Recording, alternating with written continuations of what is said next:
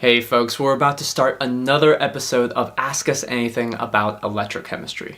But before we begin, because we have some extra time, there are a few things I'd like to go over first. While we're waiting for the live stream to start, type your question into the chat.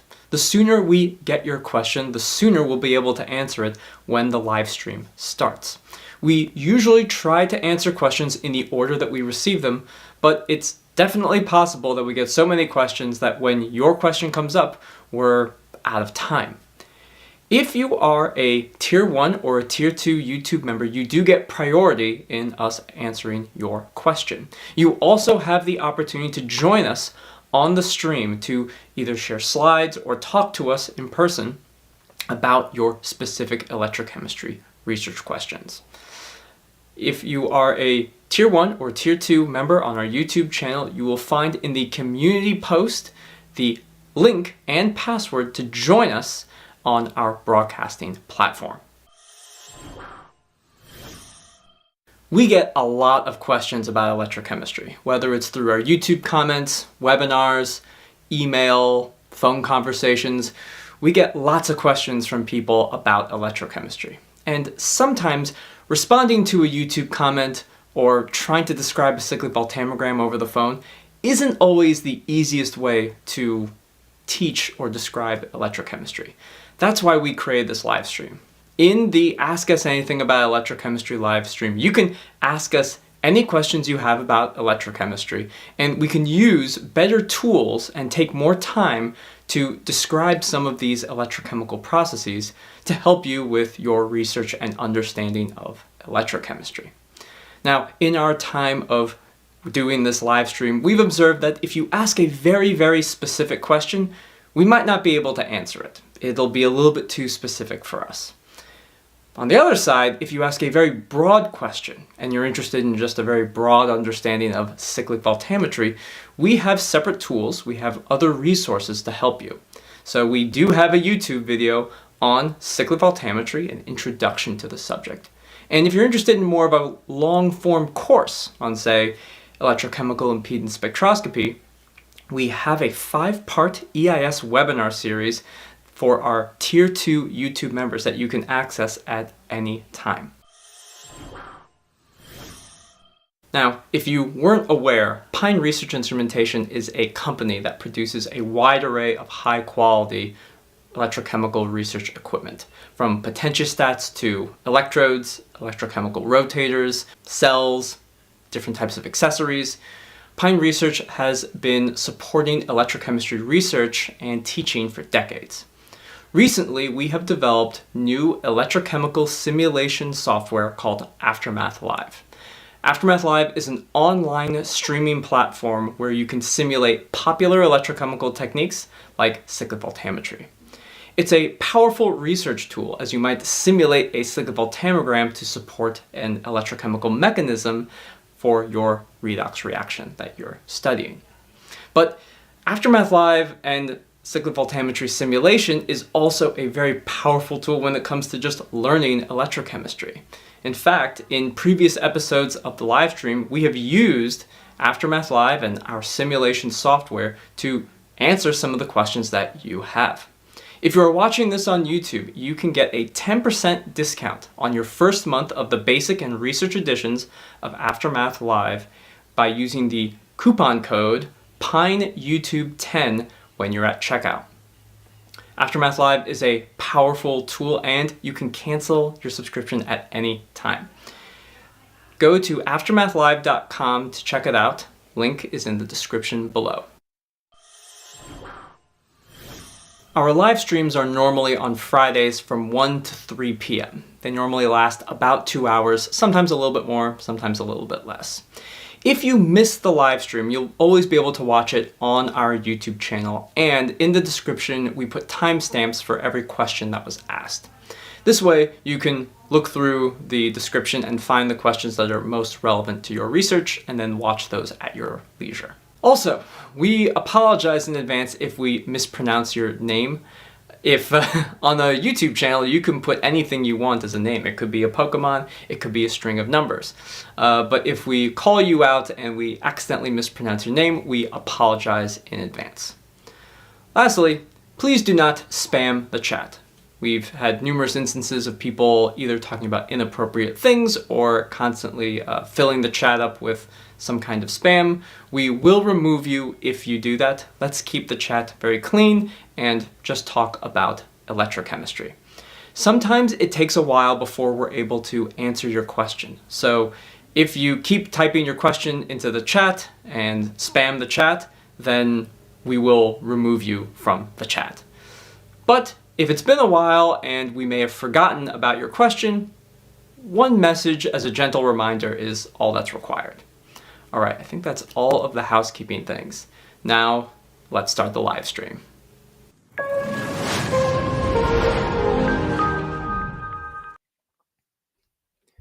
All right, hello everybody. Welcome. Did you know that this is the last day we're going to be in the same room together?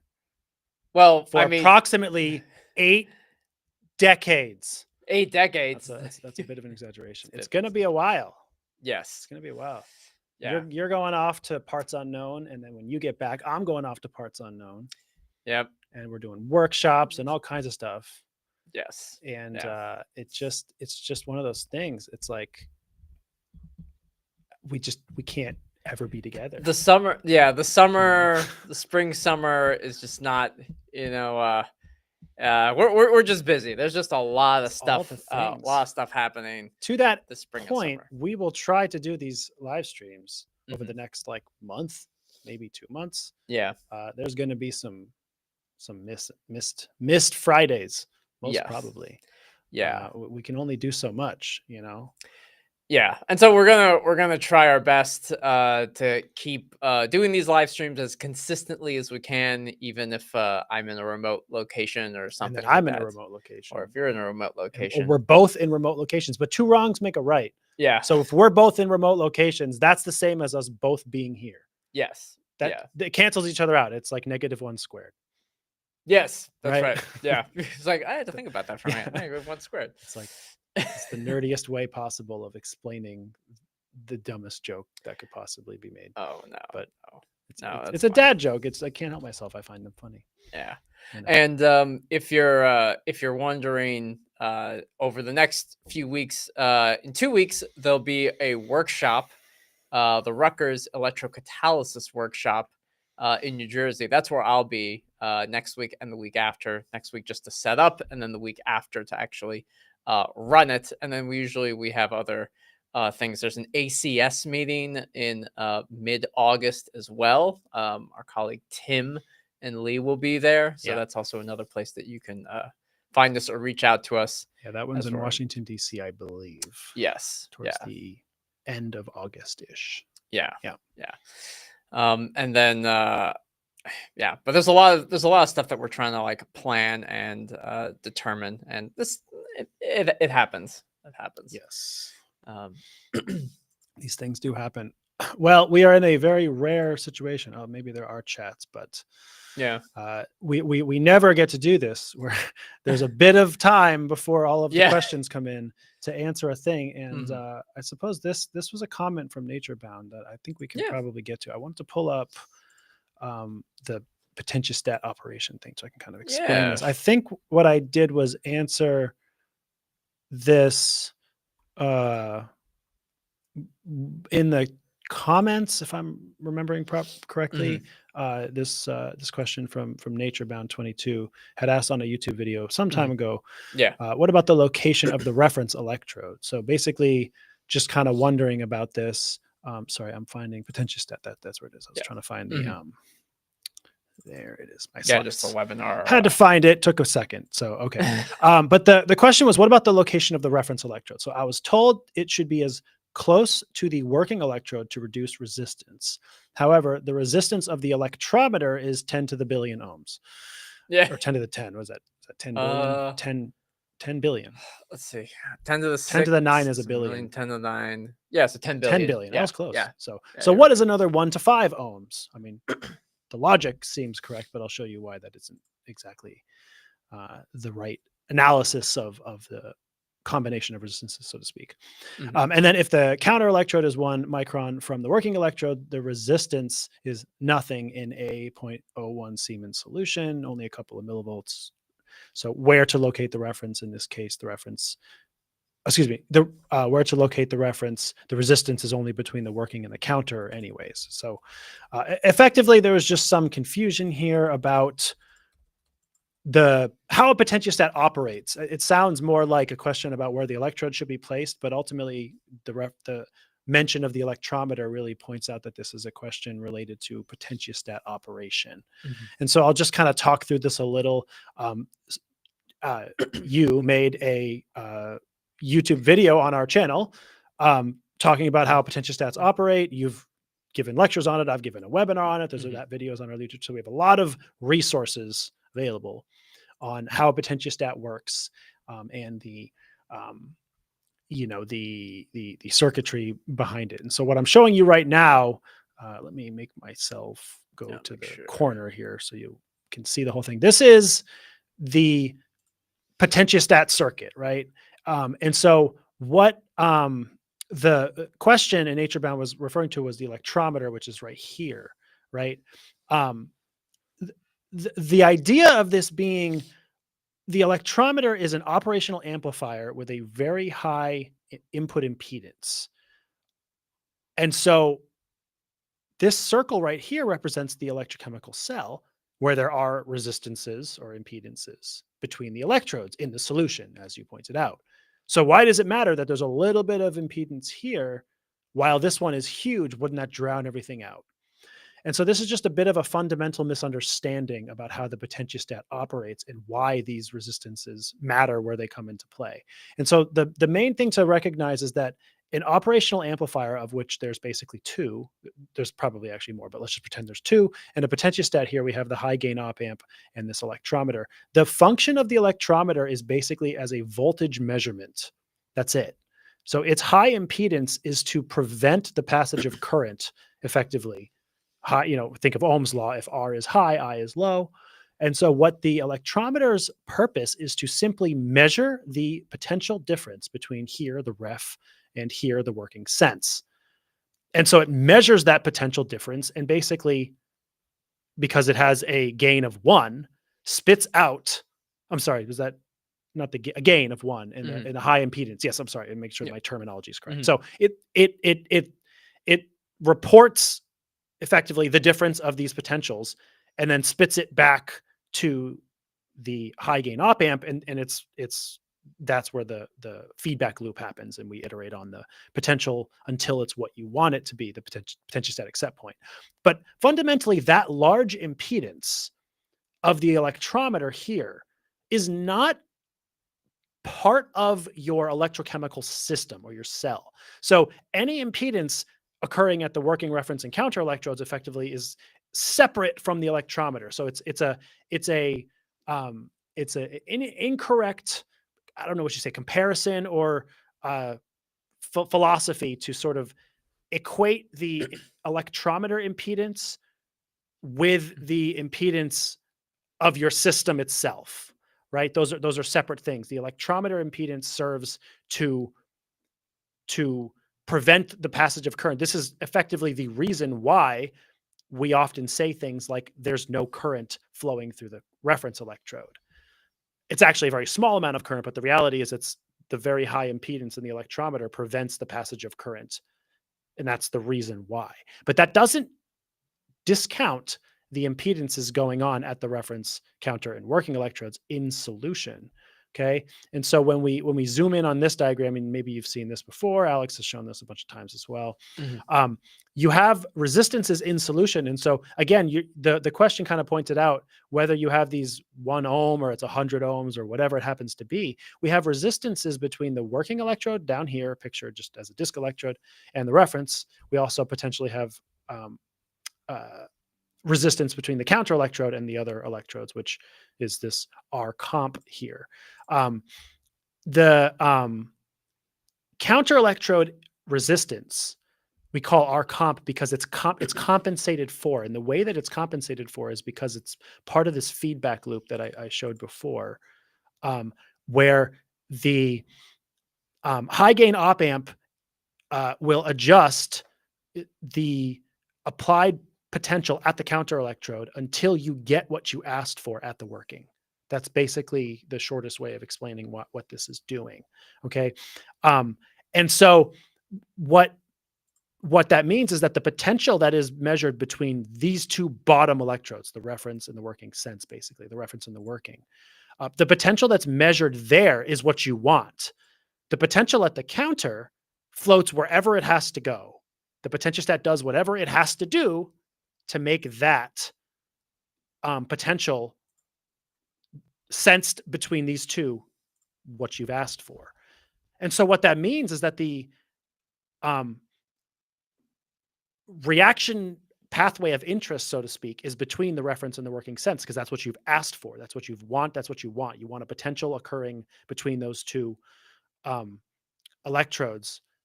And it doesn't, you didn't ask for a potential at the counter electrode specifically. It's going to do whatever it has to do to give you that. And so what that means is that everything from the counter electrode to that system between the reference and working is basically irrelevant or compensated for. That's why we call it comp. That extra resistance might cause the counter electrode to have to be at a higher voltage or a lower voltage or something like that. But again, just like I said, we don't care and we don't know what that counter electrode voltage is. The potentiostat deals with it to give you what you want here. That's what it tells you in the software. I got 500 millivolts. That's between these two electrodes, the reference and the working. And so that's why this impedance here, this resistance in solution, doesn't really matter. Now, you can have compliance voltage issues. And so there are some cases where it can matter, but in most cases, we just can say it doesn't really matter. Okay. So that hopefully clears that up about the electrometer. The other part of the question, I'll finish up because I think there are some chats now, but was just about where to locate the reference. And so just to finish this thought here, and then again, we'll get to your live questions, was the reference, we generally say to have it as close as possible to the working electrode. In reality, it's like some 2-3 diameters distance, but basically the closer in general the reference is to the working electrode, the better, because that reduces this RU, because this resistance does matter, does play a role. Remember, the electrometer impedance is over here, off this direction. It has nothing to do with the electrochemical cell. It's in the potentiostat. So the resistances in the cell can matter. Now, this one I just explained the R comp why it doesn't, but this RU that exists between the reference and the working electrode, that one does play a role. It can distort your results. And so we want the reference electrode to be as close as possible, generally speaking, to the working electrode to minimize RU as much as possible. So I hope that kind of visually clears up some of those things. I know it's been however many weeks since this question was asked. Maybe months. Yeah, it could be like 6 years. I don't know. We save questions and we do try to get to them, but there's always so many questions, and I see I've already taken too much time. So let's get to it. All good. Yeah. So the next question is actually speaking about potentiostats. Mert has a question.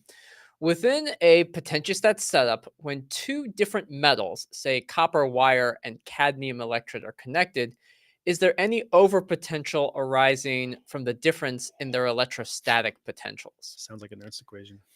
Yeah, it's actually, dare I say it, it's an electrochemical potential question. Oh, no, don't go there. Well, it's the easiest way to, I guess not exactly the easiest, but nobody likes electrochemical potential. No one likes electrochemical potential. But this may be at least a little bit helpful, because what you're asking here really is you have you have two interfaces. So actually, we'll start from here and we'll say, let's say you have a voltmeter and we're measuring the voltage, because that's ultimately what you're asking for, is are we measuring an overpotential? And we don't think about this too often, but when we have like two electrodes in solution, we're talking about the electrochemistry, assumed that this guy here, that both of these are the same material. Like this might be a copper lead, like a copper wire. And this is also copper. And it's because the material, the wires, and whether you have a potentiostat or a voltmeter, whatever device you're using, the materials that's used in this to make the leads, the wire, they do technically need to be the same. If you by chance used another material, like platinum or zinc or something like that, the potential that you would measure would be incorrect. You wouldn't actually, if you're looking at the potential difference between like this electrode and this electrode, but these two wires are different materials, then you would be making a quote incorrect measurement. There'd be an error in the voltage that you're measuring between the two.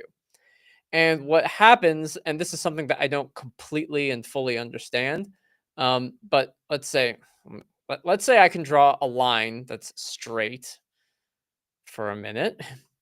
And we have like one material on one side, and this is just like two materials. So let's say it's copper and platinum. Let's say if we have copper here and we have platinum here.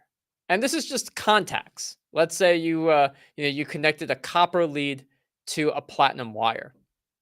What ends up happening is, there are electrons in what you might call like the Fermi level of the copper, and there are like electrons in the platinum, in the platinum wire as well. And the energy of those two electrons are, quote, the same. No different than in an electrochemical system when you have a solution, right? Sometimes we say like, oh, platinum electrode, and then there's like a solution. So there's like a solution potential. That's also the case when you have metal to metal contacts.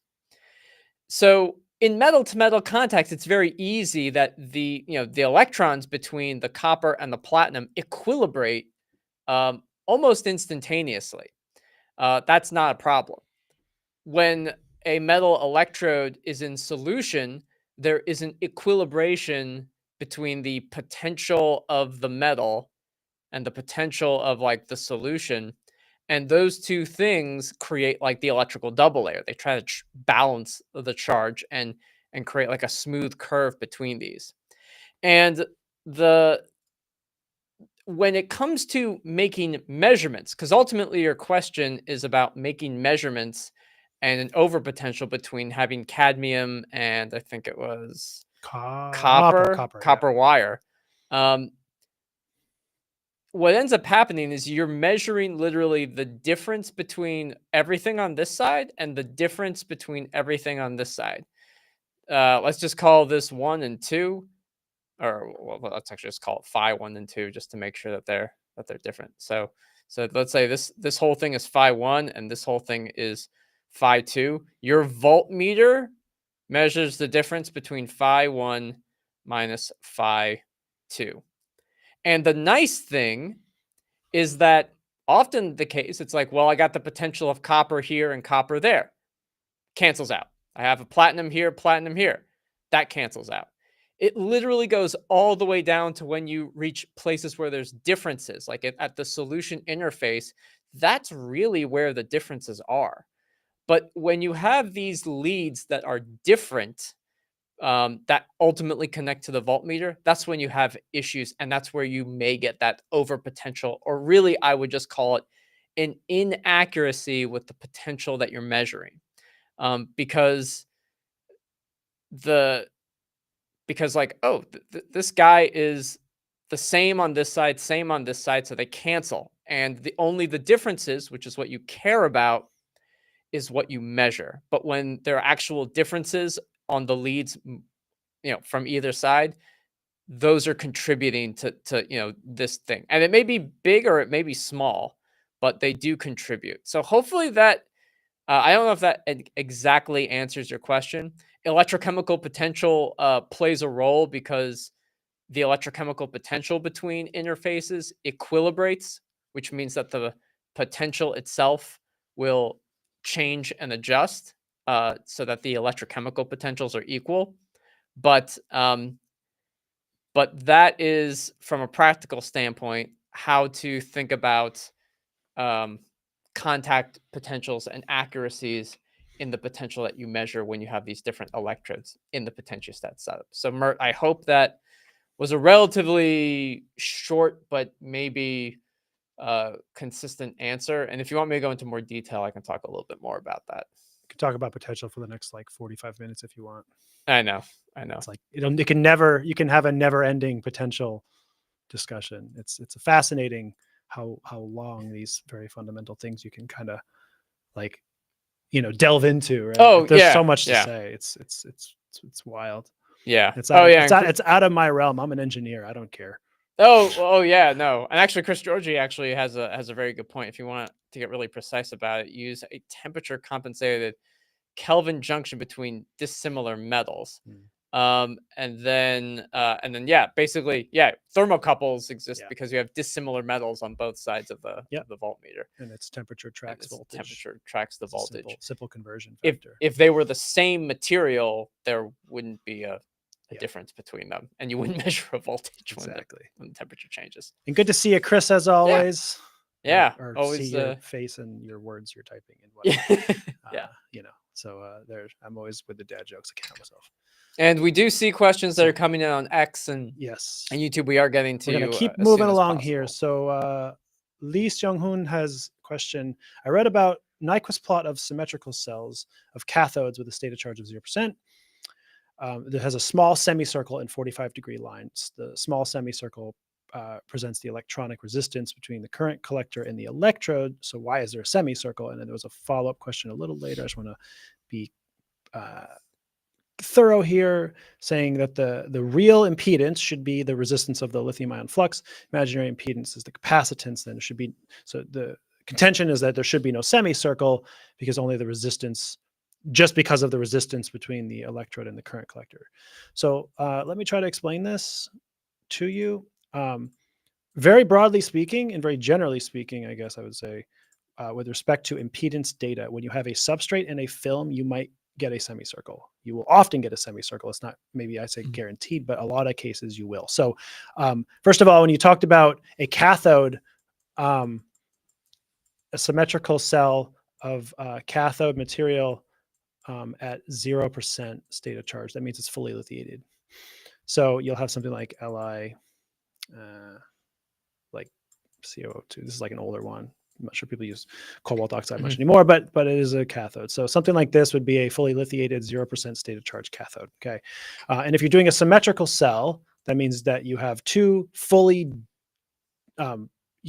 discharged cathodes. So your thought process is, why am I getting a semicircle, which represents a charge transfer process, when, for example, if I had a symmetrical cell, but each of the cathode materials had different states of charge, different levels of lithium intercalated, then you might get a semicircle because one of them could discharge while the other charges, right? I mean, the lithium could pass back and forth, but if they're both fully lithiated, there's nowhere for the lithium to go. There's nowhere for it to go into to charge up. And so it's symmetrical cell. You could do this to study properties of the membrane of the cathode itself, transport properties, etc. However, consider that the cathode consists typically of aluminum metal, that's an A, aluminum, and the cathode material itself. Let's see, what color should I pick? Red, I guess, whatever. All right, so the cathode material itself, so this is, whether it's NMC or LCO, whatever, I'll just put cathode. All right, so it's a layer. It's a substrate and a film, right? It's an aluminum current collector or whatever. What we typically do, of course, and then there's electrolyte here. So this is, Li plus electrolyte above it, right? Now, the circuit that exists here is that we have resistance through the electrolyte, right? This might be the uncompensated resistance, or that's not a mu. What am I doing? Just a U. U. It's not like micro resistance, although it is pretty small. So that actually kind of works dually. But in any case, we have resistance for the electrolyte as well as just resistances, but their batteries typically have low resistance.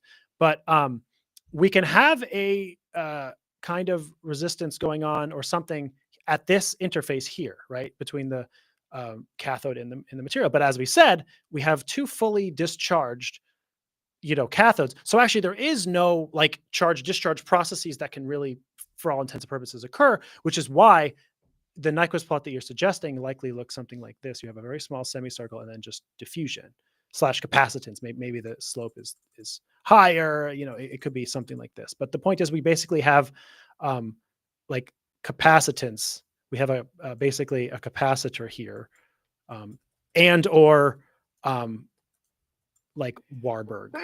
Sorry. Bless you, or excuse Thank you, you. whatever it was that happened there. So we have diffusion or capacitance going on at the surface, something of that nature, right? But there's really no charge transfer, so there's no semicircle. That's what this is. However, consider the interface between the cathode and the aluminum, right? We usually would represent this as, it's supposed to be a resistor, but it looks like a squiggle. My drawing skills are very poor at the moment. We would typically put a void element here. And the reason is that it's not Faradaic, but there's still a pathway logically here that an electron, so that this is a battery. Let's say this is in a big coin cell, right? And we have a big coin cell here. Well, and this side is connected to my potentiostat wire, and then the top half of it is connected to the other side. Well, the electrons are moving like along this wire. They have to move through the aluminum, and then the electron has to transfer between the aluminum layer and the cathode layer here. Like the electron is moving, right? And a resistor, very sort of definitionally, is that how easy or difficult it is for an electron to move somewhere. That's what resistance is, right? And so we have to have a resistor to describe how easy. There's two layers here, right? We have we can talk about a metal, how its conductivity is how easy the electrons or charge moves through. We have conductivity in a solution is how easily ions move around and how quickly they work, right? We have all these sort of ideas and terms to describe how easy charge moves around. And so aluminum has its own resistance or whatever that's captured in the Ru, but we have this dissimilar materials junction between the aluminum and the cathode, where an electron has to go between one phase to the other phase. And that's going to be either easy or hard, but either way, there's a resistor that can describe that process. So there should be a resistor there. And then we have a capacitance there as well, because and perhaps this maybe explains to you why is this really small. Sometimes you don't get a semicircle, sometimes you do, but and these are two solid phases, and so it's hard to think about capacitance. But I think because of reasons that I'm finding hard to really explain, maybe like in a theoretical way, but you can get charge buildup at an interface, and that can cause some capacitance to occur. Now, it's easier to picture at a liquid solid junction. We can picture the ions built up, whatever, at a surface, of a negatively charged or whatever. That's a double layer. We have that. So that's their capacitance. That's easy you can picture, diffusion, diffusing away or diffusing towards the surface. We can picture diffusion and capacitance more easily in a liquid phase, but you can still have some like charge buildup or separation at any interface, whether it's solid or liquid solid. And so this capacitor right here between the aluminum and the cathode, for instance, can also still occur. And so that can lead you to this kind of very small semicircle that appears. And this happens a lot of times when you have a substrate in a film in any situation, is that you can sometimes get a semicircle to appear, a very small semicircle. And you generally can know, the last thing I'll say about this, that the semicircle has to do with that interface and not a sort of Faradaic process otherwise,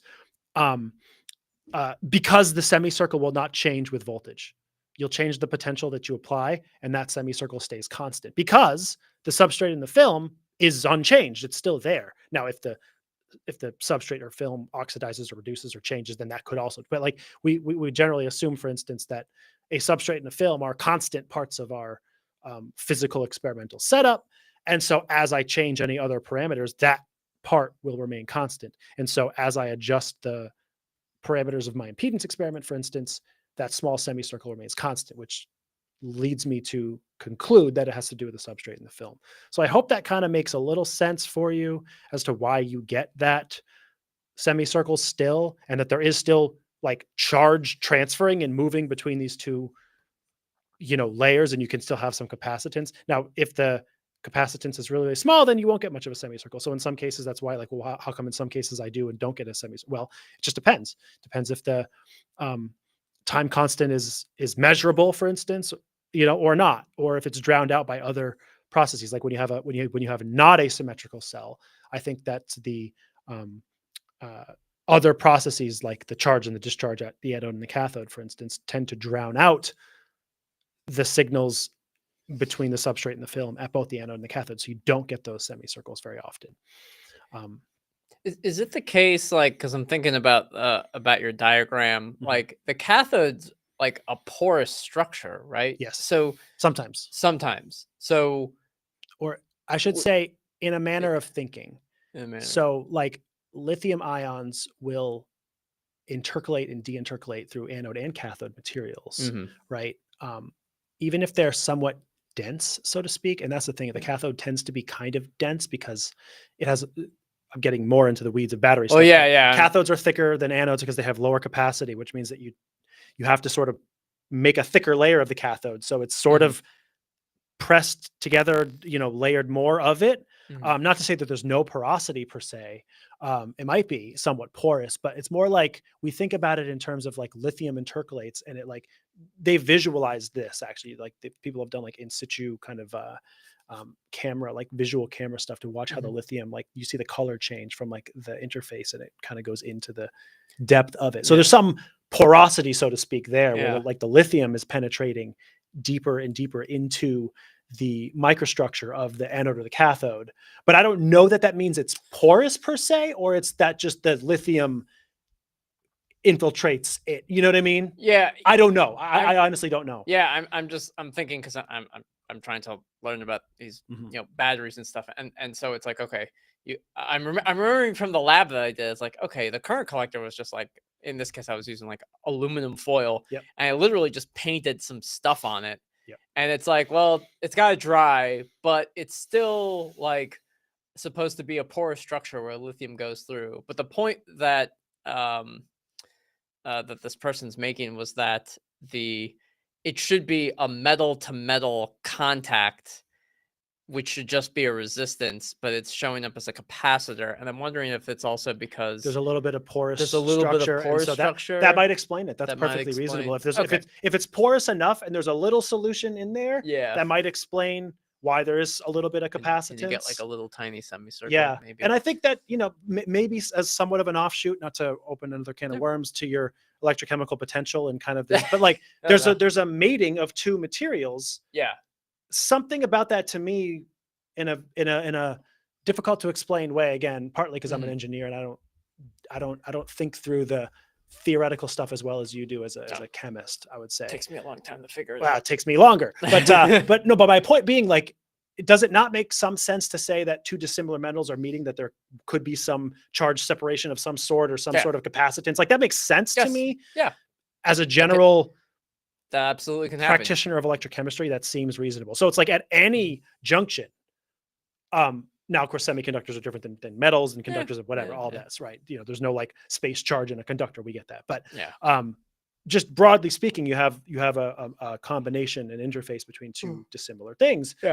It seems reasonable that there could be a buildup of charge there, and that's why you get a small capacitor. It's small, but that's why it shows up at high frequency. Just a little bit, and that's that's why it shows up at really high frequency only. Because high frequency is required to probe really, really small capacitances. Yeah, that's true. Hopefully that covers it for you, Lee. So comment if you need any more sort of follow up, I guess. But the interface is probably the charge transfer. Okay. All right, and I think Apoorva is next. Yeah, I think so.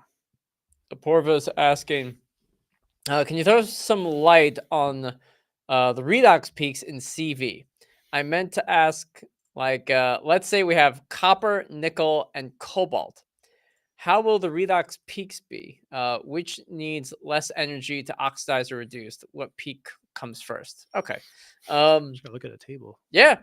This is just, I was just gonna. I could find them for you if you want to draw anything. I don't know. Yeah, I mean, I can like shout numbers at you if you want or something. I don't know what they are off the top. Yeah, I was just gonna show the copper, nickel, the electrode. cobalt. Actually, I'll look up some numbers if you need them. copper, nickel, and cobalt. I guess I'm just. Yeah, I'm on Wikipedia right now, Mhm. and this is just like the table of electrode potentials, and it's useful. Let's see if I can find any of the oh, this is like chromium, but Copper 2+ is the most popular one. That's 0.337. 0.337. Yeah. Yeah. So all of these are with respect to NHE or SHE technically. Mhm. And they all have a redox potential associated with them. And when you're doing cyclic voltammetry, you're not going to exactly have, well, I just have this cobalt here, but you're not exactly going to have like pure cobalt. You're probably going to have some ligands attached to the cobalt that are going to change what this potential is. They're going to either be electron donating or electron withdrawing, and that's going to change the potential at with which you see them. And that should also affect the order in with which you would observe these in a cyclic voltammogram. So just I'll just kind of draw. I'll draw this. Let's just draw, and let me know if Porva has like a kind of a follow up. Check. But I'm just going to draw a very simple like voltammogram, and these types of voltammograms are always a little. It can always like look messy. So let's just say that these are like reduction potentials. So if I'm scanning positive, and then like maybe get something like this, it's diffusing, and then maybe I get like this. It looks kind of weird, and then I get something like this, and then maybe I don't even actually see anything. Maybe I don't see anything here. This is just irreversible plating of like your CO or Cu or nickel. God, that N. Nickel. It's not just me with the drawing. Oh yeah, I'm terrible. But you're trying to guess. Maybe I put these here, but let's say you didn't know what these are. What you could do several different types of experiments, but you can use the potentials that you get, like these peak potentials, to approximate, and that's the key word, I guess I would say, approximate which, using the table, which peak is associated with like nickel or copper or cobalt or something like that, because you can make claims like, oh, nickel tends to have a redox, a reduction potential, Ni2+ to Ni, 2 electron reduction tends to happen at this, and maybe you actually see it at, like, let's just say it's -1, and you see it at -1.1. Well, that's pretty close. Maybe you don't have exactly that nickel, but you know that nickel's in your solution. Like, let's say you do like EDX or something, or elemental analysis of your solution. Like God, I'm blanking out. It's what's the plasma technique For it's like you ionize a solution. I'm literally just like brain farting on the technique. It's not XPS. It's you literally ionize EDS, EVS, EDS, or IPS. What is it? ICP. ICP-MS. That's it. ICP-MS. Thank you. Yes, that's why I'm like there's so many 3-letter acronyms. I know. It's preposterous. ICP. It's ion. Inductively coupled plasma. That's it. That's the technique. Yes. Thank you. I'm like, I haven't done this in a long time. I remember it exists. We got there. We got there. We got there eventually. That's what matters. And you did that technique, and you determined that I have copper, cobalt, and nickel, and then you do CV of it, and then you see these peaks here.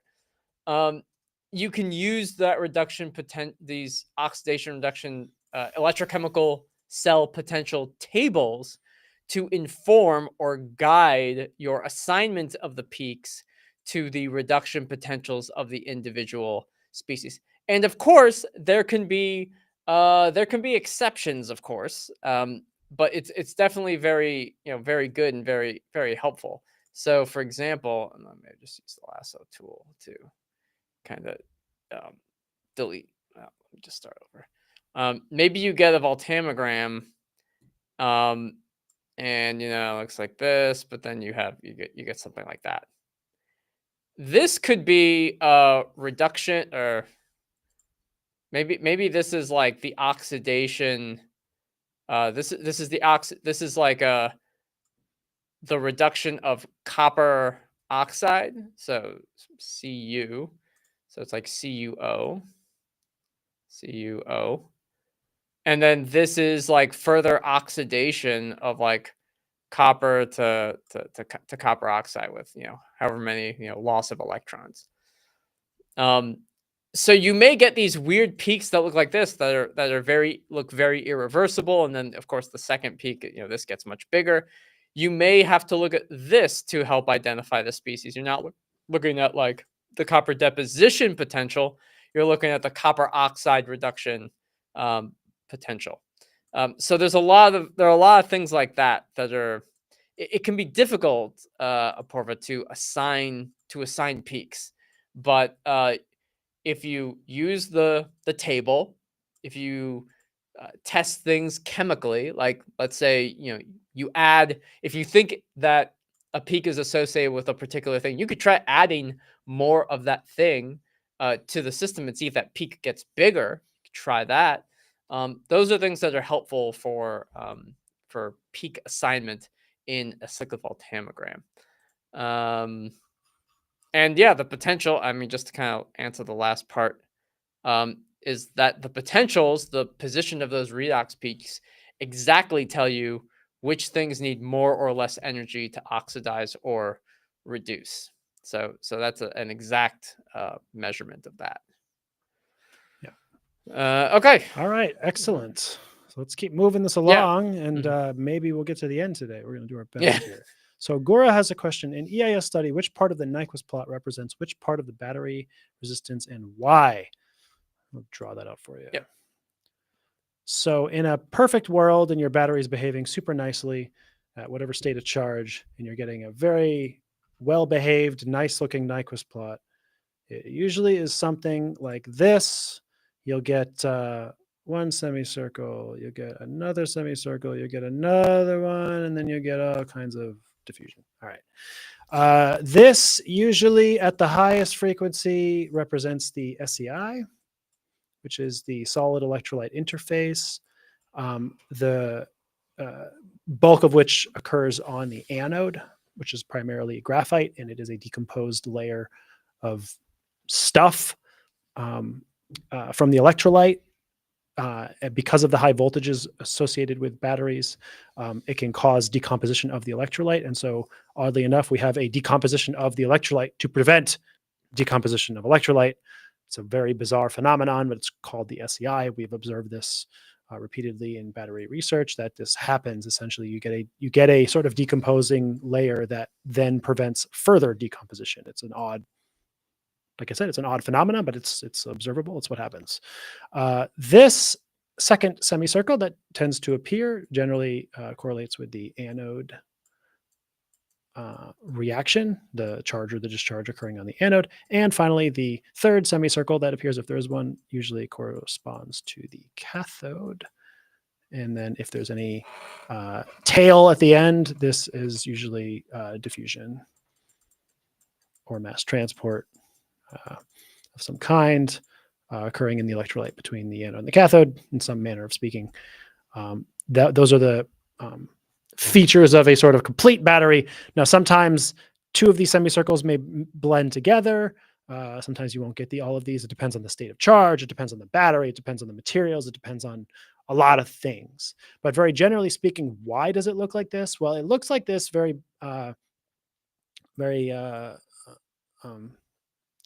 sort of definitionally here on a Nyquist plot. A semicircle appears from left to right based on their time constants.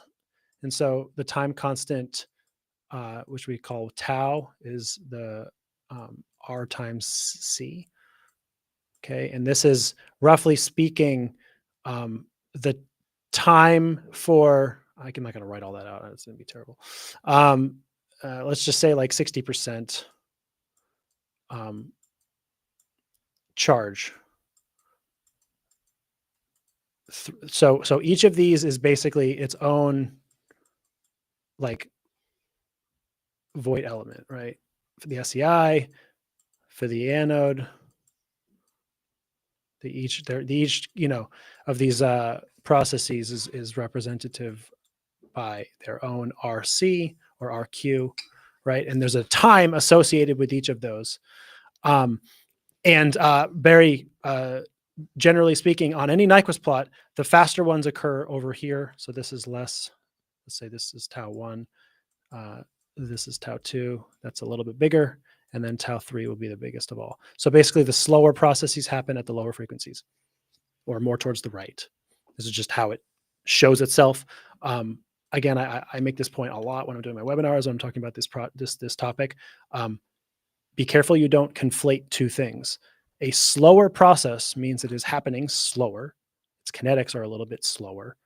And in the context of fuel cells and batteries, a lot of times what this means with the cathode having the largest time constant, which means it takes the longest, which means it's the slowest kinetics. Oftentimes, the cathode is considered the rate limiting process. It's the slowest one, right? The other ones are going to complete much quicker while we're waiting for the cathode to like finish up and finish doing what it needs to do. We're talking about usually milliseconds or microseconds or something, but still it's slow. It's slower comparatively. Okay, fine. That does not mean it's happening after because the semicircle is over here. These are all happening simultaneously, the same exact time. They may be happening at different speeds, but they are happening at the same time. So don't be fooled into thinking that, for example, the anode has to do its charge-discharge process, and then the cathode has to do it. It's like one lithium-ion is like packing its suitcase and walking from the anode to the cathode, but it like can't start until it gets there. It's like, it's not how it works. These are all happening at the same time. They're just happening at different speeds. That's why impedance is beautiful, because we can probe different speeds, processes with different speeds. Yeah. At the same time Mhm. by modulating frequency, but they are all still occurring at the same time. But again, just generally speaking about impedance, the reason why these occur where they do is because of the varying time constants of those processes. So again, the SEI is the fastest process. It happens pretty quickly, usually during the first charge discharge. There's always the SEI can thicken or change over time, but generally it's pretty quick. The anode is a little bit less quick. The cathode is slower, and diffusion is usually the slowest process. That's why these tails happen at the lowest frequencies, almost always in impedance, whether it's a battery or otherwise. So that's an overview of battery impedance for you. I hope that we're fighting over the thing. Yeah. Yeah. Okay. So Gora, I hope that explains that for you. If you need any follow up, let me know. And you kind of just talked about it, but Wang Kailai's question is almost exactly answered from what you just described. I was clairvoyant. I just knew it. Wang's asking, I'm hard to connect the Randles circuit with what physically happens during EIS for gold electrode in a ferricyanide solution for high frequency. Why there's no charge transfer resistance, which for current flow relate with redox reaction, and there's only solution resistance. Is that, or does that mean at high frequency there is no redox reactions happening? And I think, as you said, everything's happening at the same time, just at different time scales. Right. So for instance, what that means is that the highest frequencies, even though the redox is happening, I'm not learning anything about it, if that makes sense. Mhm. Right? I am doing so you can think the impedance is a frequency, right? It's a frequency perturbation. I'm sending a sine wave towards it, right? There's a speed of that sine wave, right? So if I'm at a megahertz, it means I'm doing 1,000,000. It's going up and then down 1,000,000 times per second. It's obviously extremely fast, right? I'm only going to learn and probe and get a response giving me information about a process that is of a similar time frame to that signal. Okay. In most cells and experiments, the only thing that can respond and give me information fast enough at a megahertz or even in kilohertz in a lot of cases is solution resistance. Because a resistor has no time constant. It's infinite. It's immediately responds. Now, of course, it's not exactly a resistor. There's a lot of other stuff going on, but if we're going to just go to your point, Wong, that well, I have this solution resistance. You can think about it as a pure resistor. It roughly is. And so a resistor has no phase lag. And so as soon as you adjust the voltage up or down, it follows Ohm's law and it responds, and that's what you get as a response. But the redox process, the charge transfer resistance and the capacitance and the Voigt element and the time constant associated with the speed of the reaction of interest, that is a little slower. Even if it's really fast, it's probably still a little slower. And so it's happening, but I'm just not able to probe its progress with a reaction that fast. It's what we call bypassed. Effectively, the capacitance associated with that has such a low impedance that I'm bypassing its resistance altogether from a circuit perspective. But again, it is what I just said. It's that these things are happening at the same time. They're just happening at different time scales. And so at different frequencies, the process is still happening. I'm just not really probing it. And so you can look at that two ways. You can say, well, that's terrible. I want to probe it. Or you can look at it and say, well, that's amazing. I can probe it when I want to by applying the frequency that I want when I want it. Now, usually that's just the course of a normal impedance experiment. I'm going to just go the whole range of frequencies, and eventually I will hit one that gets it right. But if I really want to be super targeted, and I know that from a full impedance experiment, I see the semicircle for my ferrocene or whatever or ferricyanide, whatever, at 100 hertz to 10 hertz. I could just do an impedance experiment at just those frequencies, and I would be just targeting that reaction, right? That's the power of doing impedance. And yep. So that's good. Hopefully that answers the first question. Wong has a second question, which is if we put a good electrode into a ferricyanide solution and apply a potential, if we do not apply a potential, which will not consume all ferricyanide on the electrode surface, will the current decrease with time, or the current will be stable at a certain level? It will. Current will always decrease, yeah, based on the Cottrell equation. Based on the Cottrell equation, as the diffusion layer grows. Yeah. So if you just apply, very generally speaking, definitionally by the Cottrell equation, which we have. Yes. Somewhere. Wait. Design. There it is. It's in here. Cottrell. Oh, we could just show useful equation. There it is. I found it. Oh, you found it? Put Okay. Right over our faces. Oh, whatever. That's it. Now it's there twice. Now it's there twice. Okay, hang on. I'm gonna remove there you go. Okay. Oh, we gotta pick one. All right, you do yours. All right, here it is. There we go. So there's the Cottrell equation. This just basically states that when you have an applied potential, the current response is inversely related to the square root of the time. So you get a decay in the current. This is sort of separate from I think the crux of your question, which is asking about actually using up ferrocyanide or not based on your potential. That's a good question. I just want to clarify that if you were to do this experiment and you get a sort of a decay of your current over some time scale, the reason most likely is actually had nothing to do with the potential you're at specific. You're always going to get that kind of a response, almost always, because over time, the diffusion layer, which is the layer at the electrode surface, where's the camera? There we go. It grows over time, either really quickly or slowly, but as the diffusion layer grows, the current drops because it's now the diffusion layer is the barrier of depletion, basically, for stuff to make it to the surface. And so it's taking longer for stuff to diffuse to the surface. It takes longer to get there. The current is lower. And so the Cottrell equation describes that kind of decay.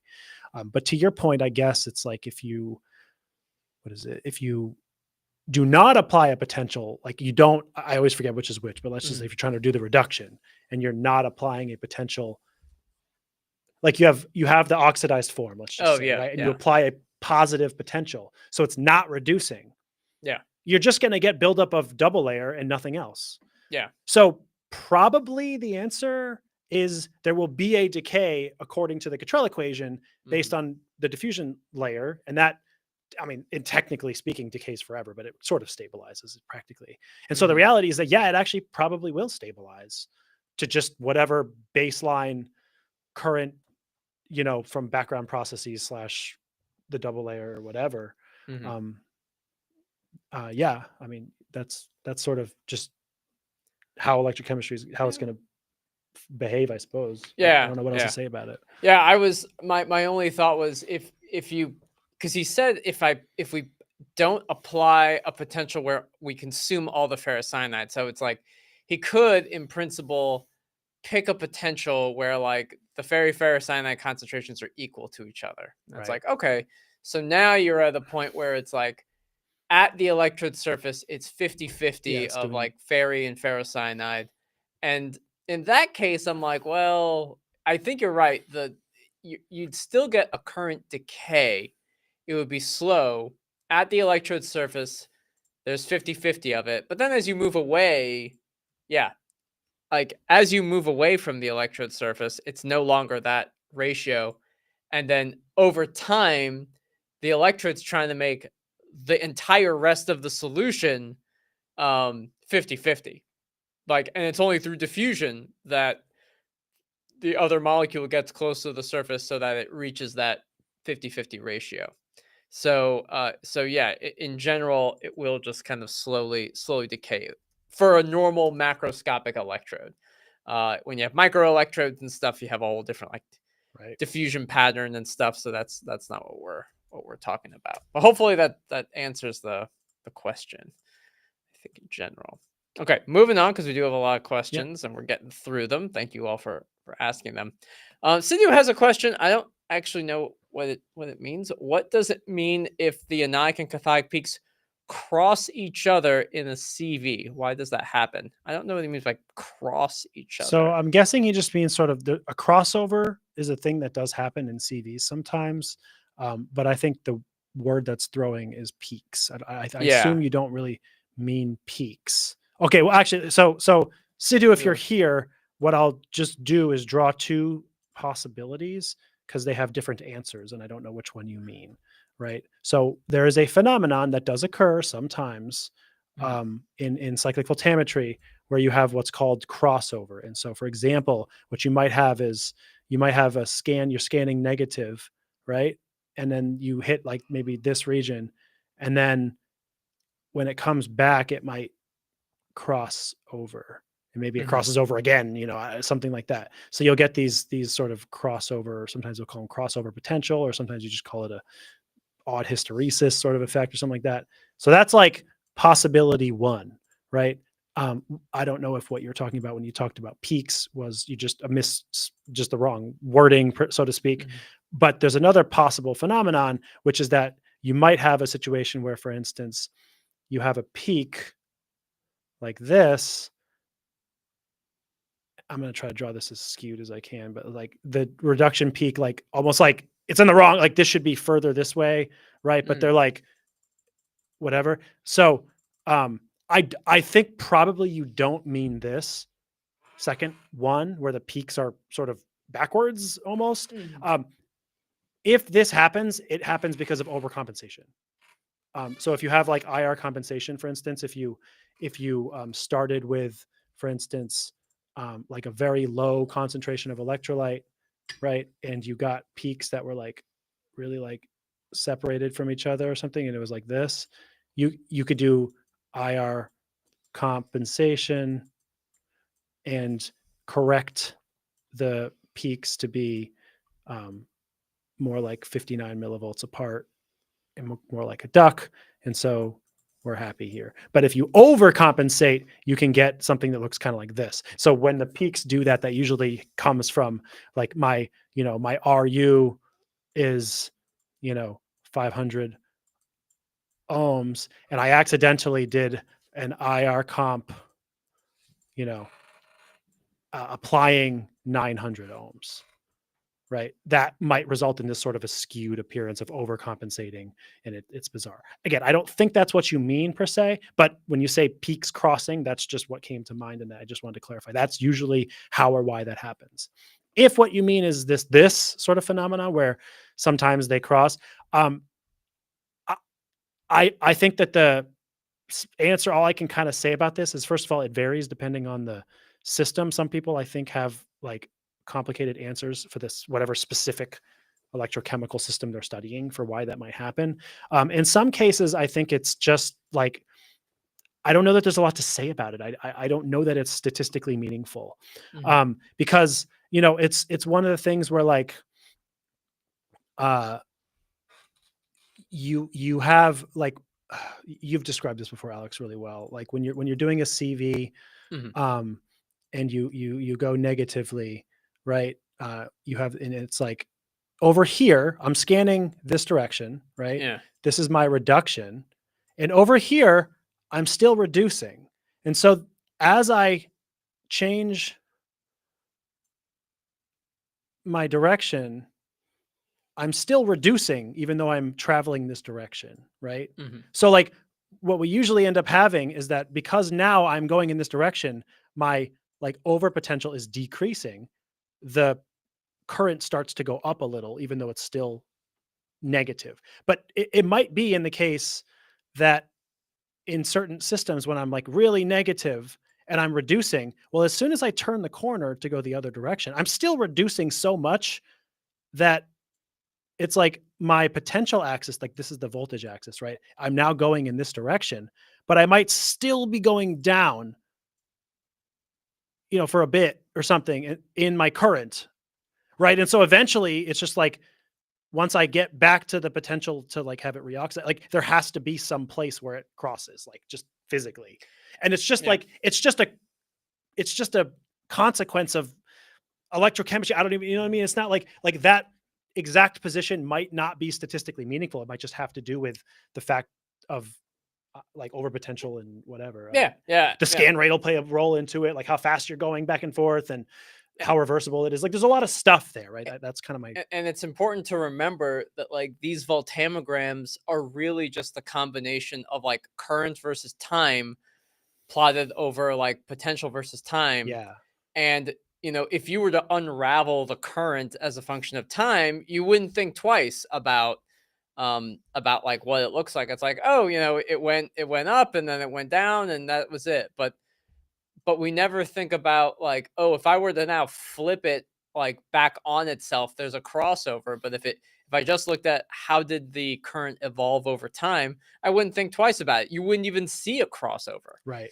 And to your point, this is a voltammogram. It's V and I. Yeah. I have a red and a blue trace. I just traced them on themselves. They're close or whatever. My point is, if I asked you which one was scanned faster, you can't tell me. I mean, in some cases, the peaks will be bigger and things like that, whatever. But like, that's the point. There's no time axis. Yeah. And so the crossover is just a phenomenon of the way we plot a voltammogram, as you said. Yeah. So I just thought I'd kind of, that's my 2 cents. I'm sure there's so hopefully one of those two kind of.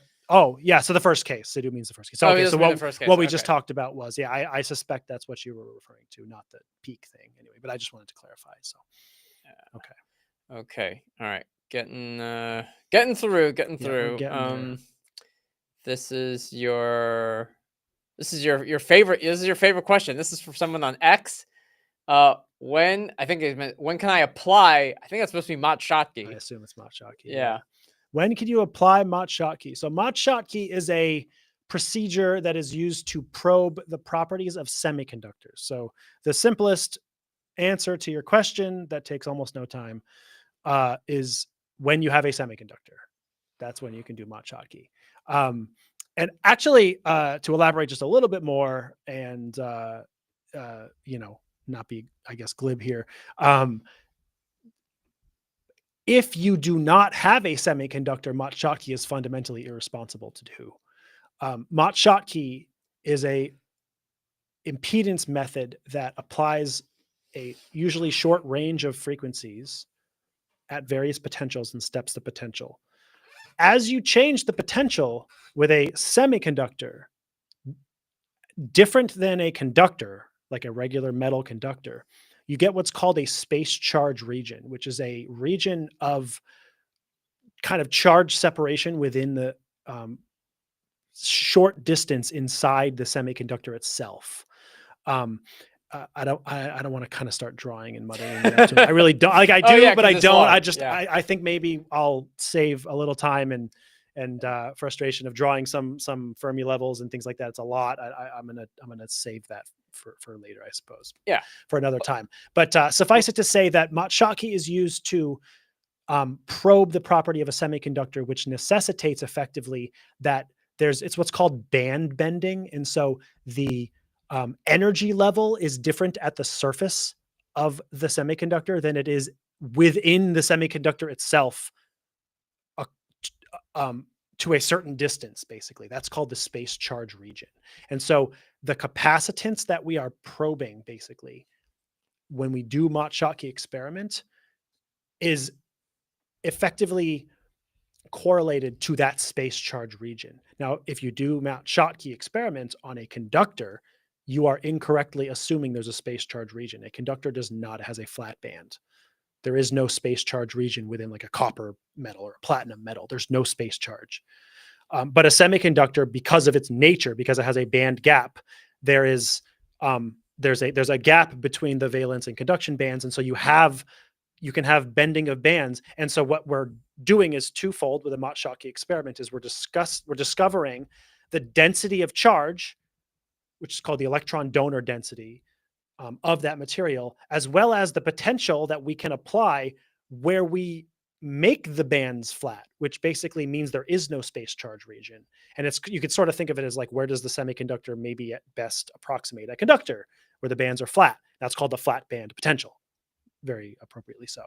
And so that's a little more of an elaboration on Mott-Schottky for you, but that is, but again, the very simplest answer, I suppose, is when can you apply Mott-Schottky? When you have a semiconductor material that will exhibit a space charge region. And we can also show this is the Mott-Schottky equation. Yep.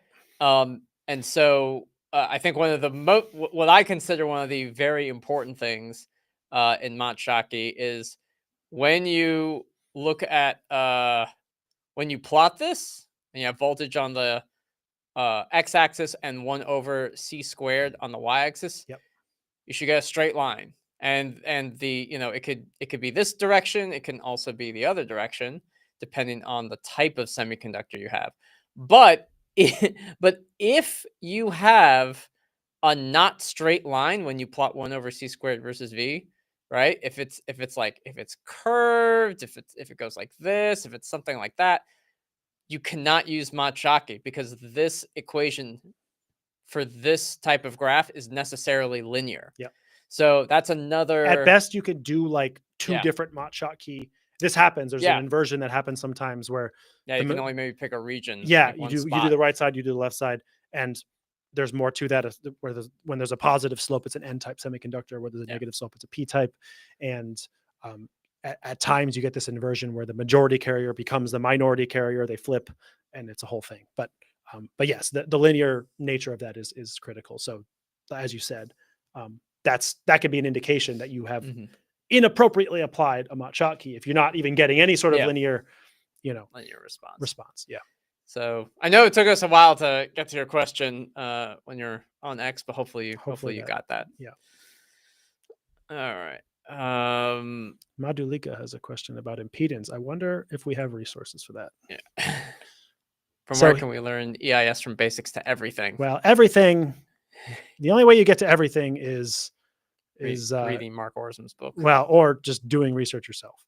But getting from basics to a pretty moderate degree of familiarity, I have a 5-part webinar series here on YouTube on our Pine Research channel. So I've done it 3 or 4 times, I think, over the past 3 to 4 years. I try to do it once a year. Yeah. The last time I was just discussing before this live stream, I did it last November, October and November, and I will likely be repeating that again this October and November. I try to do it once a year. It's free. Afterwards, it goes to our members section on our YouTube channel. So if you want to watch my 5-part impedance webinar series, they're hour-long webinars each, with each of them have 30 some odd minutes for questions when the people join live. You can join as a tier 2 member on our YouTube channel. Otherwise, I will be giving this webinar again, and it will be free on YouTube, as well as I guess just YouTube this time.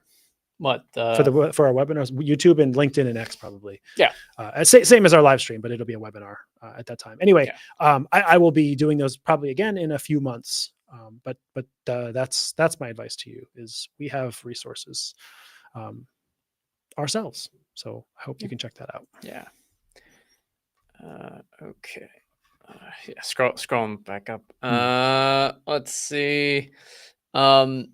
Chris answered this question, but Mert had a quick thing. Thank you. Follow up from the first, if time permits. So if I do an experiment where a copper wire attached to a platinum working electrode and a mercury reference electrode, and another person is doing a copper wire connected to a cadmium electrode and a silver reference electrode, will we get the same result? So Chris actually answered this correctly earlier. He said no, the results would differ for several factors. The potentials of the potentials of the reference electrodes are different. You have silver versus mercury, and the working versus reference potential is different. You have dissimilar metal contacts, and then that can lead to different ion in compatibilities. I will mention this though. You will get different redox potentials for this type of experiment. But like if you're doing a redox reaction, that's like, let's call it a homogeneous redox reaction, where you get the same cyclic voltammogram on both you can get the same shaped cyclic voltammogram on a platinum working electrode as well as a cadmium working electrode. Depends if the molecule is a homogeneous electron transfer. The potential will just be offset. Now, of course, there are other things about like, well, what solutions are these in? Does that change the kinetics at all? But in general, you can get the same result, but the potentials that they show up at are going to be different. But if you start to like reference one to another and assuming it's a homogeneous reaction, you could, in principle, get the same result. But that's hard, because technically the redox reaction should happen at the same potential if it's homogeneous. But yeah, there's a lot of conditions, I would say, based on what you've described, for you to get the same result with these two people doing like a similar experiment with a couple differences. So, okay. So hopefully that answers the question. Just want to move on to the next one as we go through. Next question. Hi, I really like your content. My question: to calculate K0, the heterogeneous rate constant, is it important to correct the ohmic drop in the potentiostat for a new material? Yes. I think Next question. Next question. I guess yes, the answer is yes, and then there's probably a few different ways you could talk about for calculating it, right? Like you could do RDE, you could get it from Kentucky-Levetch data, eventually like NFAKC, kind of that kind of thing. Yeah. You could probably get it from like, I don't know, Randles subject or something, like maybe not that one. I'm just thinking off the cuff here, but just the K0 value. Yeah. Like what, like Kentucky-Levetch is like rotating disk electrode stuff gets you kinetic information. I'm just trying to think like other ways you would get kinetic. There's EIS under certain circumstances. You can kind of like do EIS at the E0 of your system. Yeah. And then relate charge transfer resistance to the rate constant. In that case, you might not need the ohmic drop under those conditions. So, so there is that. But if you were doing like a TAFL analysis or something like that, the ohmic drop will shift where your E0 is. So that's where I think the potential inaccuracy lies. So, and then also, yes, doing IR correction, because even if you're at a correct E naught, as you shift and as you increase the current when doing your experiment, you're going to get this offset, this skew, if you will, in your data. So I think it's very important that you have IR compensation on when doing these types of things, when you're collecting your current data. Yeah, and you'll see, for example, in literature, as again with whether it's Kotecki-Levitch, oxygen reduction reaction, or just other sorts of reactions, very often researchers will write in their publications something like IR corrected or IR compensated voltammograms are shown in figure blah blah blah. Like they might even just throw that out without explaining deeply how they did it. Maybe in supplemental information they'll explain, but it's pretty common for people to specify that the voltammetry data that they are showing, or almost any data, is IR corrected or IR compensated. And so that's correcting for the ohmic drop. I mean, as a general rule, it's very commonly done to prevent that kind of skew, right, in the data and the results. So, okay, I think I think we've answered. I think Mert's question has been answered because he's been having a conversation with Chris about the use of dissimilar metals and materials. I would definitely say whenever trying to reproduce any experiments, if you don't know enough about the system, always do things exactly the same. Like don't change variables like electrode material or contacts. We got a question from TT. TT is welcome back. Is next. Good to see you. Always happy to help. What is the significance of Bode plots? In almost all supercapacitor articles I read, they only use the Nyquist plot. I'm sure it has a purpose, but to what extent that they choose to neglect it? What purpose did Bode plots have? I mean, so I think that people, myself included, tend to prefer Nyquist plots because there is a visual pattern recognition aspect to Nyquist plots that is unique. This is actually, I think, has more to do with human psychology than science. Humans thrive on pattern recognition, or at least humans, we as humans function on pattern recognition. It's sort of an evolutionary thing that is functional for survival. I know I'm getting like deep into philosophy here, but this is actually fundamentally true. We like if you're stuck in the jungle, or our ancestors that lived in caves and jungles, like if you went down to the river and there was an alligator that was going to eat you, you would not do that tomorrow when you had to go find food, because there's a pattern recognition. Like I go to this waterway and there's an animal that's going to eat me. So this is a pattern recognition. In the same way, we look at a Nyquist plot and we see a crocodile that's going to eat us. No. So we look at Nyquist plots and we see patterns. We recognize a semicircle. We recognize a sloped line. There's something deeply ingrained in our brains about these patterns that we see on Nyquist plots that's easy, helps us kind of get information from something very quickly. I really think that's kind of mostly it as to why Nyquist plots are used more frequently. It's not just in supercapacitors; it's in almost everything. It's just sort of a human nature kind of a thing. That being said, we are scientists and we can fight against our evolutionary instincts. And Nyquist plots are tremendously useful. Someone pointed out, I think, in a later comment about Nyquist plots not having frequency axis, and that's true, right? One of the downfalls of using Nyquist plots, despite the benefit of this pattern recognition phenomenon, is that there's no frequency axis. The Bode plot allows us to observe what is happening by frequency. It's just a bit harder, I think, to interpret the patterns on a Bode plot in the same way that we can with a Nyquist plot. But one of the things that I, for example, like to do with the Bode plot myself is to look at the phase angle versus frequency trace primarily. Not as much the impedance magnitude versus frequency trace. Most of the time, that one is pretty hard to get a lot of deep analysis from just visually, like just before analysis, circuit fitting, whatever, because it usually at high frequency starts small and at low frequency gets big in some pattern, some manner. The Nyquist plot gives you more information as to what the individual real and imaginary impedances are doing at those frequencies.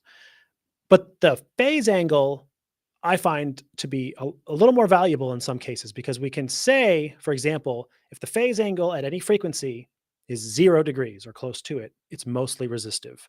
If the phase angle at any frequency is minus 90 degrees, it's mostly capacitive at that frequency. If the phase angle is around minus 45 degrees, we either have some transitory sort of state between resistance and capacitance, or it's diffusion.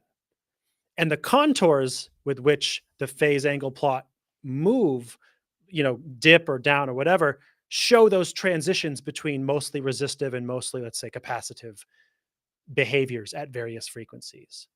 And so for me, I know I'm being a little unspecific here on purpose, because there's just too many examples you could kind of go through and take too much time. But I like to think of the Bode plot in that way. If you're thinking about it from an analytical perspective, is that the contours of the phase angle versus frequency trace can give you some of those bits of information.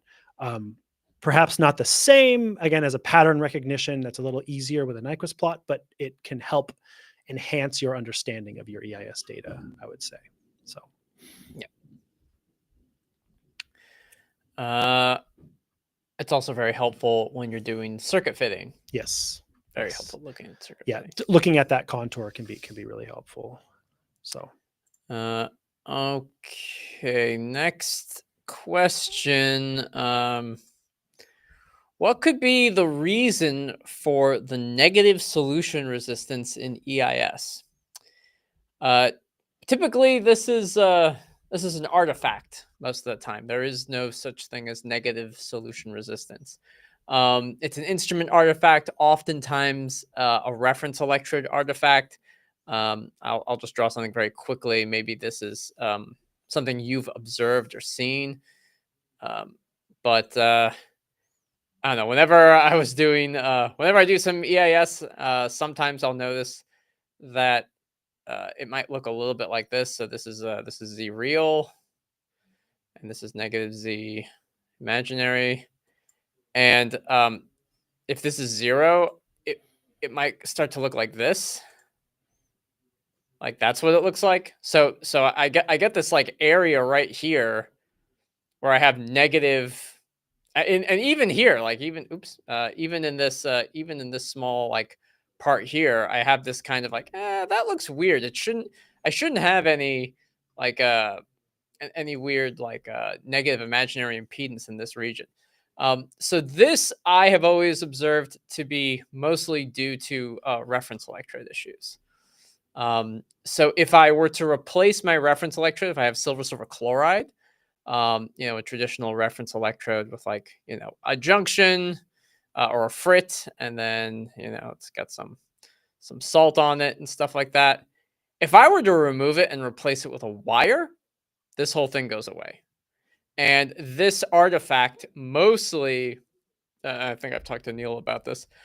We believe it has to do with the fact that at high frequencies, there's actually capacitance in the glass. So it seems weird, but when it comes to how does charge move to this, to this wire to make a measurement, there's charge buildup on the edge of the glass. There's some positive and negative charge and stuff, and there's positive, negative charge, or positive and negative on both sides. And glass is a dielectric.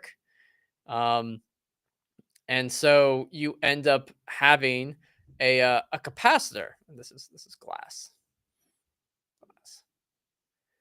So you have this thing, and it can be small. It can be like 8 picofarads. It's tiny.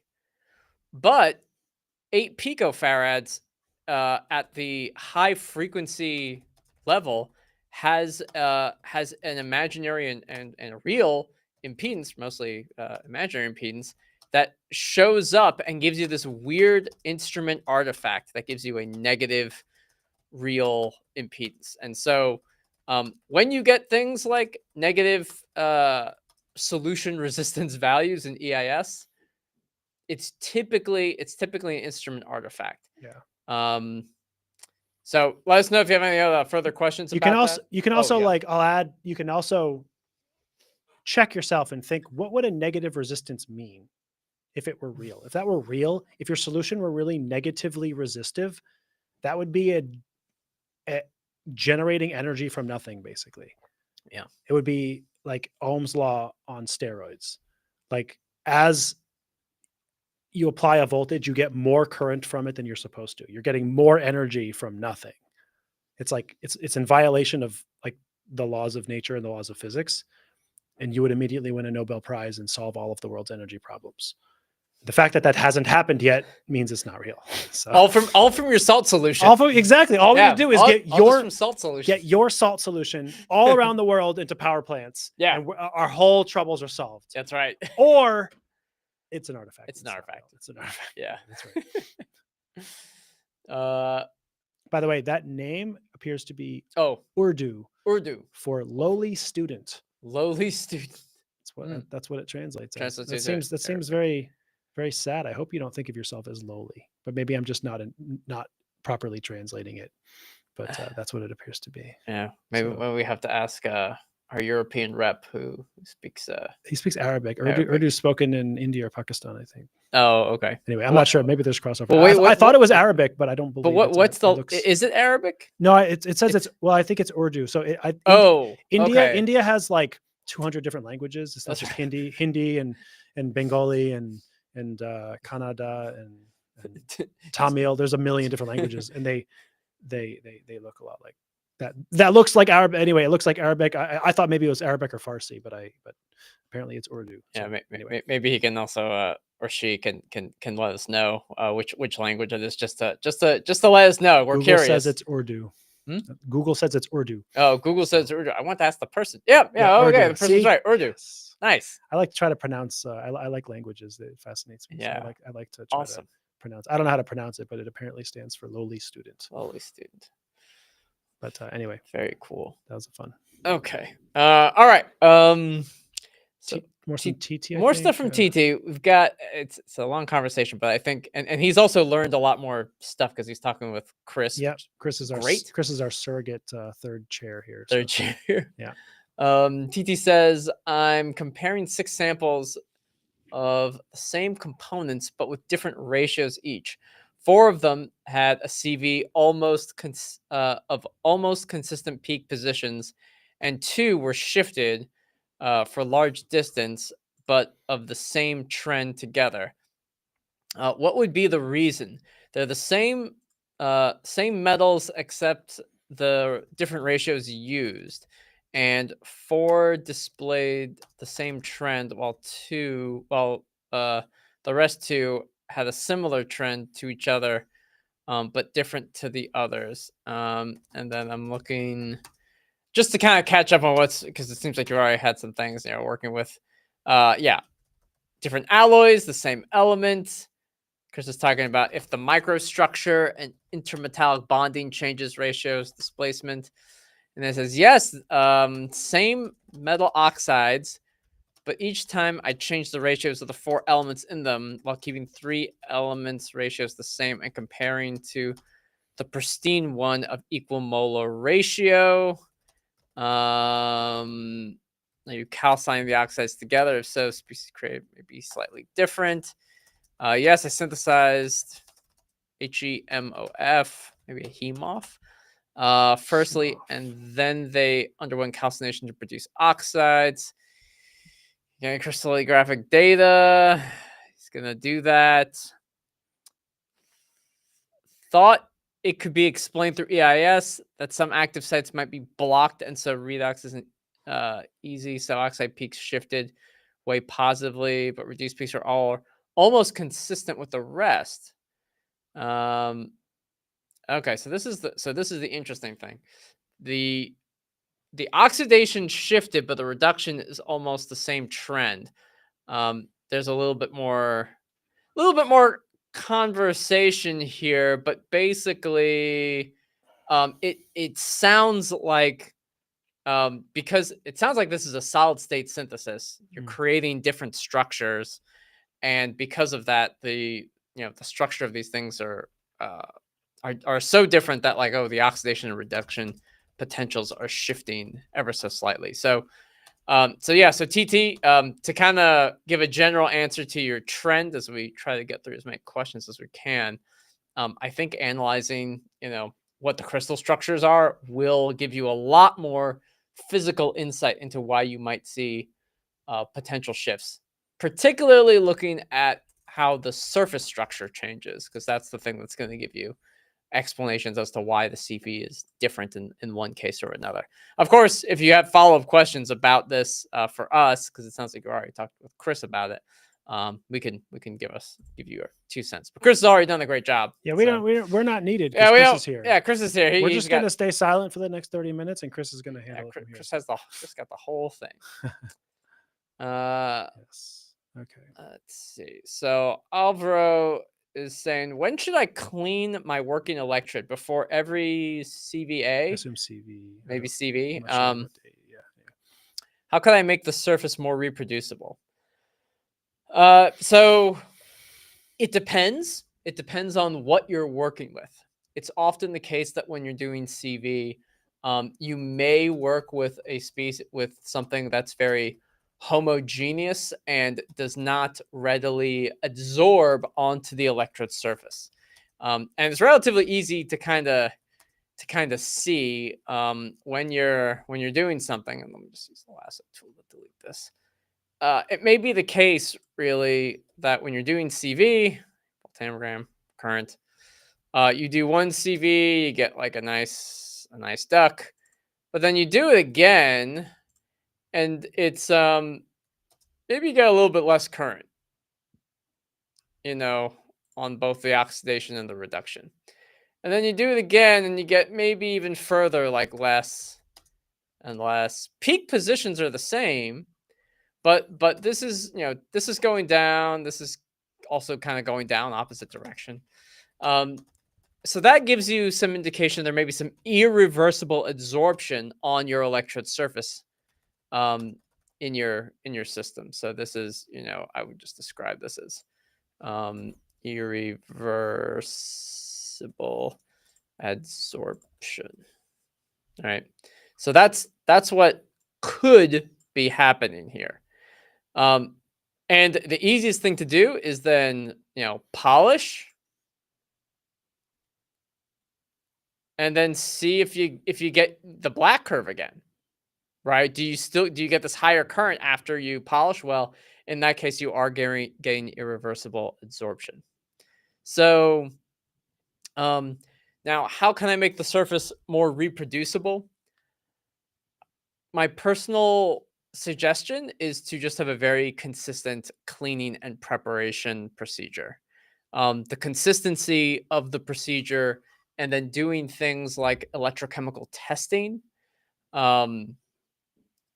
So, for example, some people clean their electrode electrochemically. They will cycle the electrode in like dilute sulfuric acid multiple times, get certain peaks, and those peaks will be indicative of the quality of the electrode. It's like if you don't get these peaks, or the current is not high enough, they're not very well resolved, that means your electrode is not it's not in the same quality as previous electrodes and previous experiments.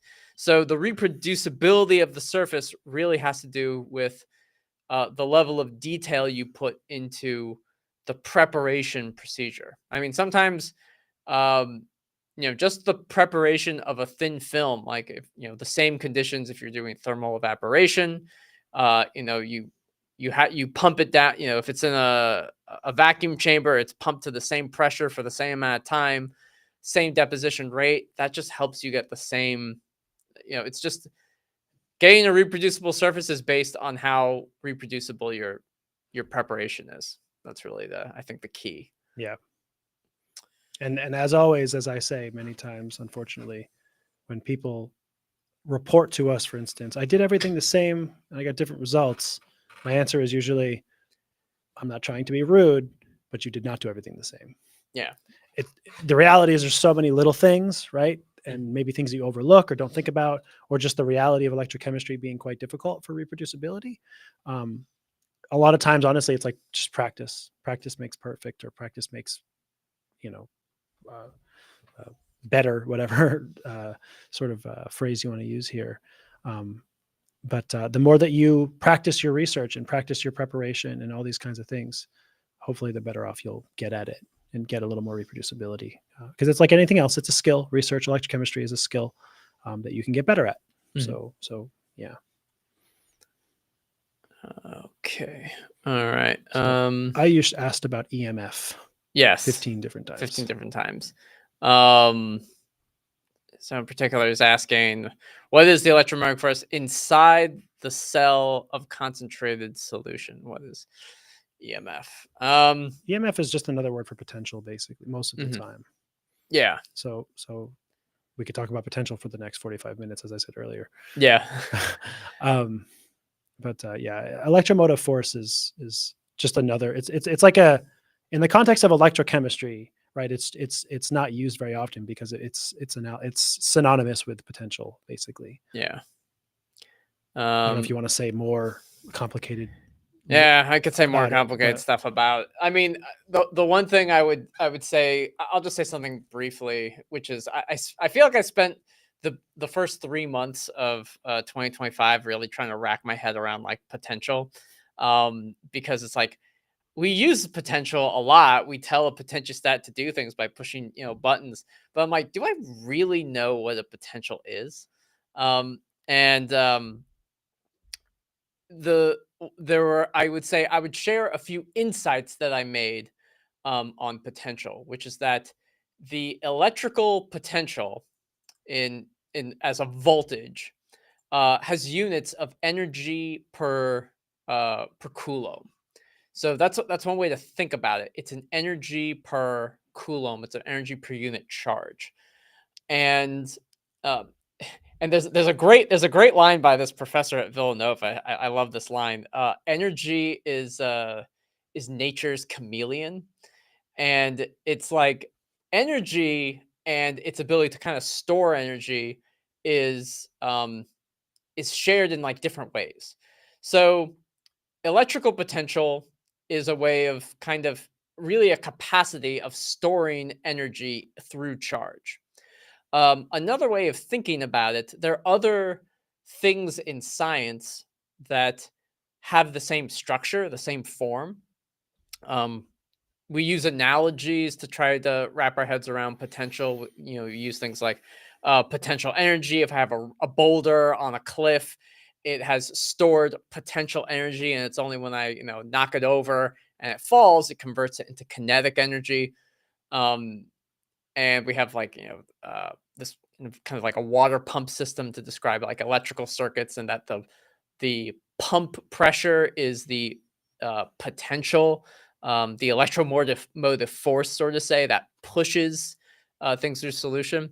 I believe that pressure, like air pressure, is probably the best other physical example to kind of help you wrap your head around the concept of what an electromotive force is, or what a voltage is. And that is, you can think of pressure as units of force per area, but you can also think about pressure as energy per volume, right? You have PV energy for like an expanding gas. So energy, again, nature's chameleon, it takes the form of mechanical energy, expanding and contracting. And there are things, there are batteries that look exactly the same. They take up the same amount of size. They're not doing anything. And yet one has a higher voltage than the other. And it's like, well, it's not doing anything, but it has this voltage.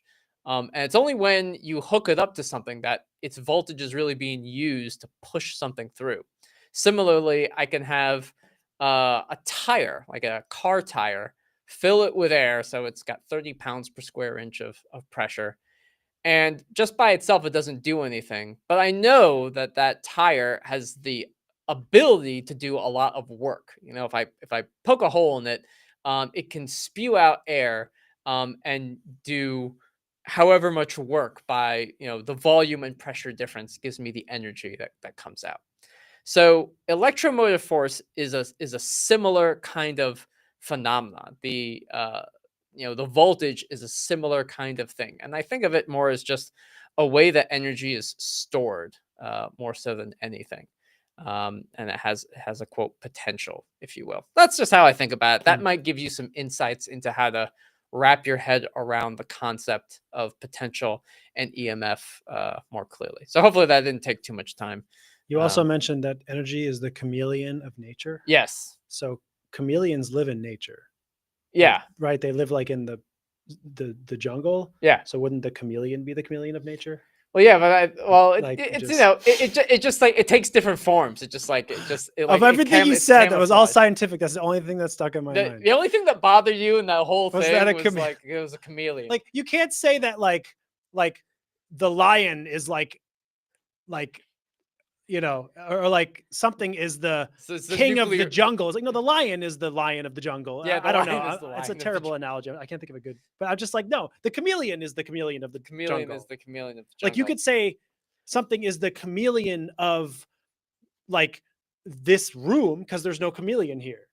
But the chameleon of nature, well, chameleons are already in nature. Well, they are in nature, but like But chameleons aren't nature in themselves. Like chameleons aren't a branch of science. That's true. Or a section of like physics. I just think of them in nature, like they're in the woods. Well, yeah, they're hanging on a tree. They are in the woods. In that case, looking like the branch they're sitting. But maybe there's no. Well, in that case, okay. Is there an analogy of something else that can't be a thing because it's necessarily part of because it's necessarily part of the world, and by being part of the world, it can't be part of this thing. Are we talking about like multiverse something now? No. What would be because I said it's like the chameleon of nature. Yeah. So it's like the chameleon of the office. But chameleons can be in offices. So then. But that would be weird. That'd be weird. But you could have a chameleon in an office. You know what? On Monday, I'm going to bring a chameleon into the office just to see what happens. I don't know if your wife's going to be happy with you storing a chameleon at your house. Look, before bringing it into the office. What I say about nature is what goes. That's how this works. That's how this works. Besides, no one's going to be able to tell. It's a chameleon. You can't see it. That's true. It's fine. It blends in because chameleons are the chameleon of nature. You can't see them. This has gone off the rails. I'm sorry. It's entirely my fault. Hopefully that helps about electromotive force. The last part does not help, but hopefully that helps. Yeah. And TT and Chris are talking more about it. You just talked about doing XRD and things like that. Yeah. So basically, Chris's last thing that I think Chris had said about it was doing SEM or EDS, for example, before and after. So just to sort of follow up on that, XRD is going to give you crystal plane, crystal facets, whether it's crystalline or not, for instance. And if you calcinated stuff together, as one of the comments before this said, that you can get combined oxides, you can get combined stuff, that could be explaining some of it. So before and after the experiment, SEM, EDS is going to get you elemental composition. SEM is going to get you morphological structures you can look at, right, on the microscopy. And XRD is going to get you crystallographic information. So you might have a different grain boundary or crystal plane that shows up before and after. So exactly, Chris's advice is good. So I just wanted to kind of highlight that. Joe has a question that says, what would you say is the threshold for acceptable Kramers-Kronig residuals? This is my favorite question. I'm a second-year PhD student studying high-speed impedance spectroscopy. You're asking probably about like chi-squared and what it should be. There's a very difficult kind of thing here. So for example, the error statistic that is acquired from doing circuit fitting varies by the software.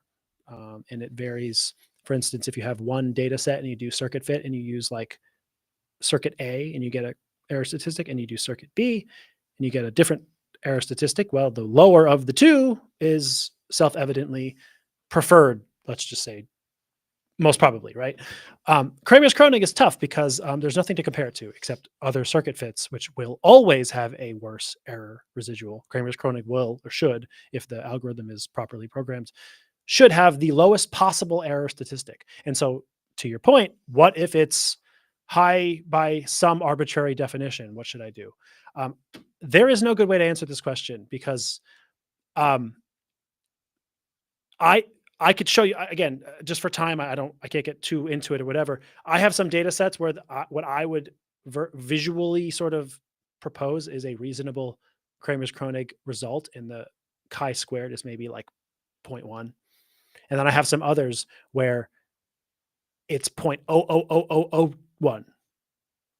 And it's like, it just varies. It varies the number of data points you have.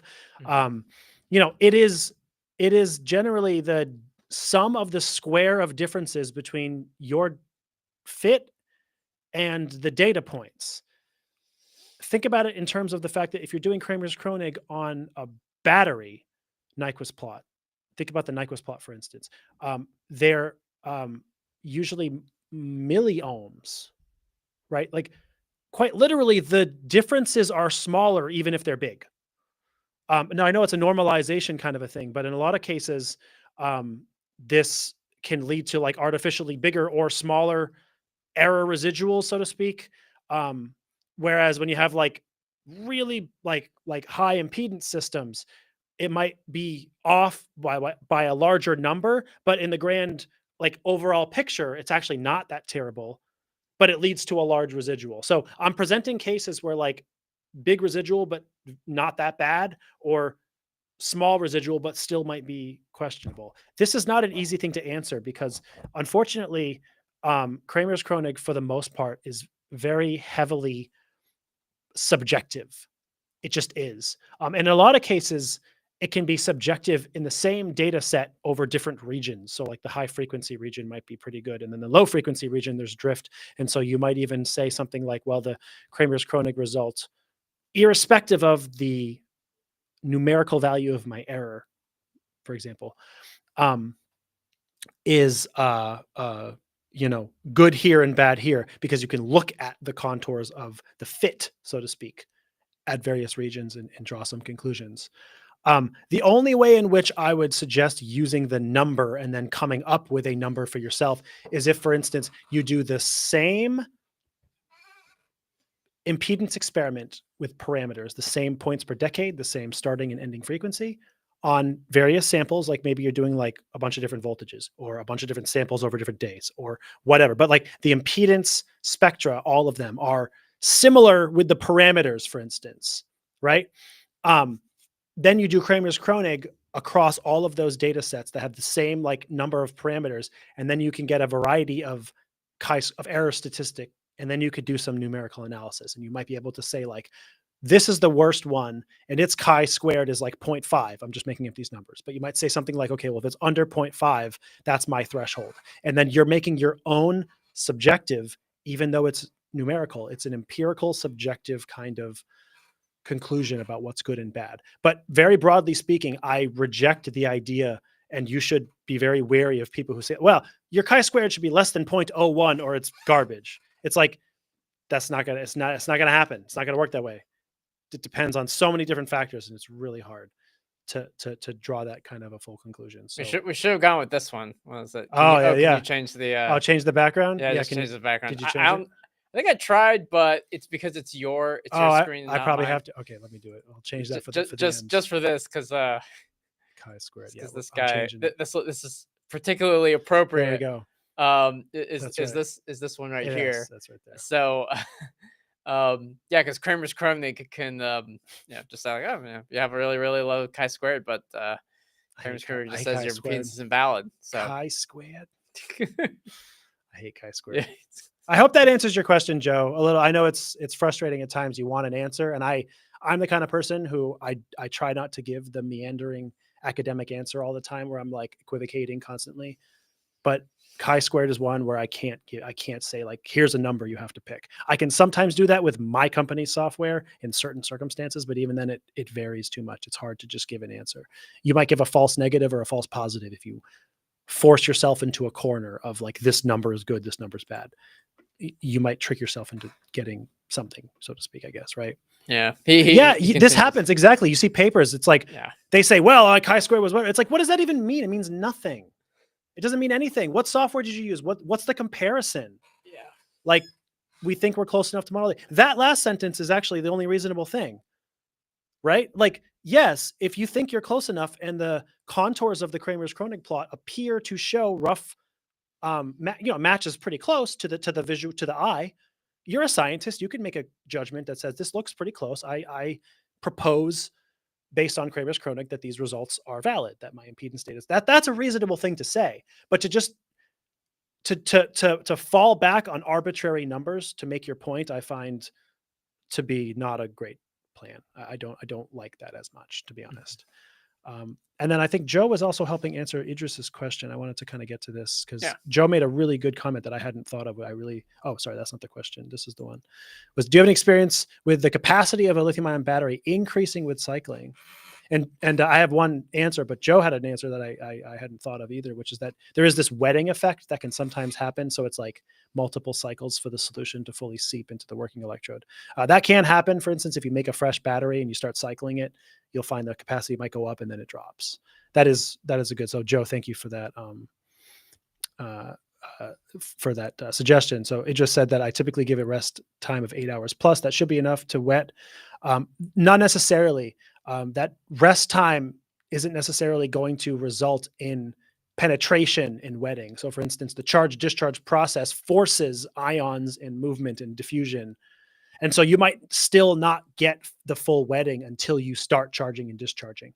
The other obvious answer is that the SEI forms, and that can lead to a large initial capacity. Now, it doesn't always go up per se over a long period of time, maybe very short cycles. But, even a commercial battery that's brand new has been cycled a handful of times in the factory because the first couple of cycles are artificially large because of the SEI. And to that point, the other answer I would give you, Idris, as a possibility for why the capacity might be going up is actually not a good thing. It could be secondary charge storage in the SEI. And if that's happening, you might be in trouble. It seems like it might be a helpful thing. For instance, your anode and your cathode are the main storage of, let's say, lithium ions charging back and forth, passing back and forth. There is what is known as secondary charge storage in the SEI at times. This is sort of an unstable and undesirable method of charge storage. It can happen. I think in some cases it can be innocuous, but what it can do is it can lead to the SEI being unstable. And if the SEI collapses, your battery can go into thermal runaway. That's the most catastrophic conclusion, but at the very least, it can cause your battery to have some problems if the SEI collapses because it's involved in the storage of lithium as opposed to just facilitating the transfer of lithium ions, so to speak. So that might be one of the other possibilities. If it's involved in the charge storage, it means the SEI might be getting thicker, which again could be deleterious in the long run. So that's a possibility. Is that everything? There's still some chatter. There's still some chatter. I don't know if any of it. Yeah, I'm not because I don't know enough about batteries. I can't follow into why. I think the capacity begins to decline after about 20 cycles. I didn't observe this with previous cathode. The upcycling only started recently. Okay, yeah. It's not present when cycling up to 4.5. So you're saying. So you're pushing the voltage higher and it doesn't happen. I'd be careful about pushing the voltage too high, though. You could be overcharging the battery. You could be causing other issues. You might be happy that you're not getting the sort of increase in capacity, but you might be causing other problems that are less desirable. Like I said, I think it's been too much time since I was in the research field doing this. I know secondary SEI storage can happen. What I don't know is how to suggest you avoid that. I don't precisely know. There's probably methods and microstructures or different catalyst materials, maybe additives, maybe electrolyte additives. There's a lot of different formulations of electrolyte with ethylene, methylene carbonate, diethyl carbonate, dimethyl carbonate in various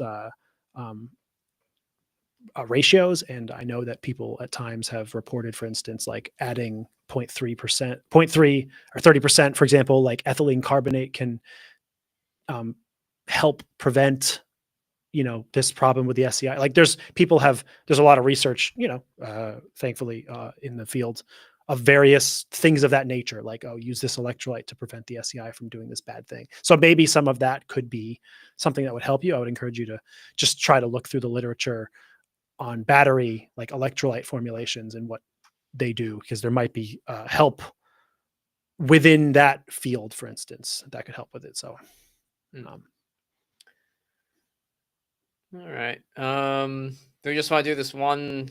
Sure. I think you answered this before, basically. This is the negative charge transfer resistance. Yeah. Oh, the charge transfer resistance is weird. Charge transfer resistance. Yeah. This is a little odd. I was analyzing the EIS data and encountered an issue during equivalent circuit fitting. Although the chi-squared is low, 0.0004, 204, the charge transfer resistance is negative. So that is very obscure. The only thing I can say to you is that circuit fitting is a mathematical algorithmic procedure. Normal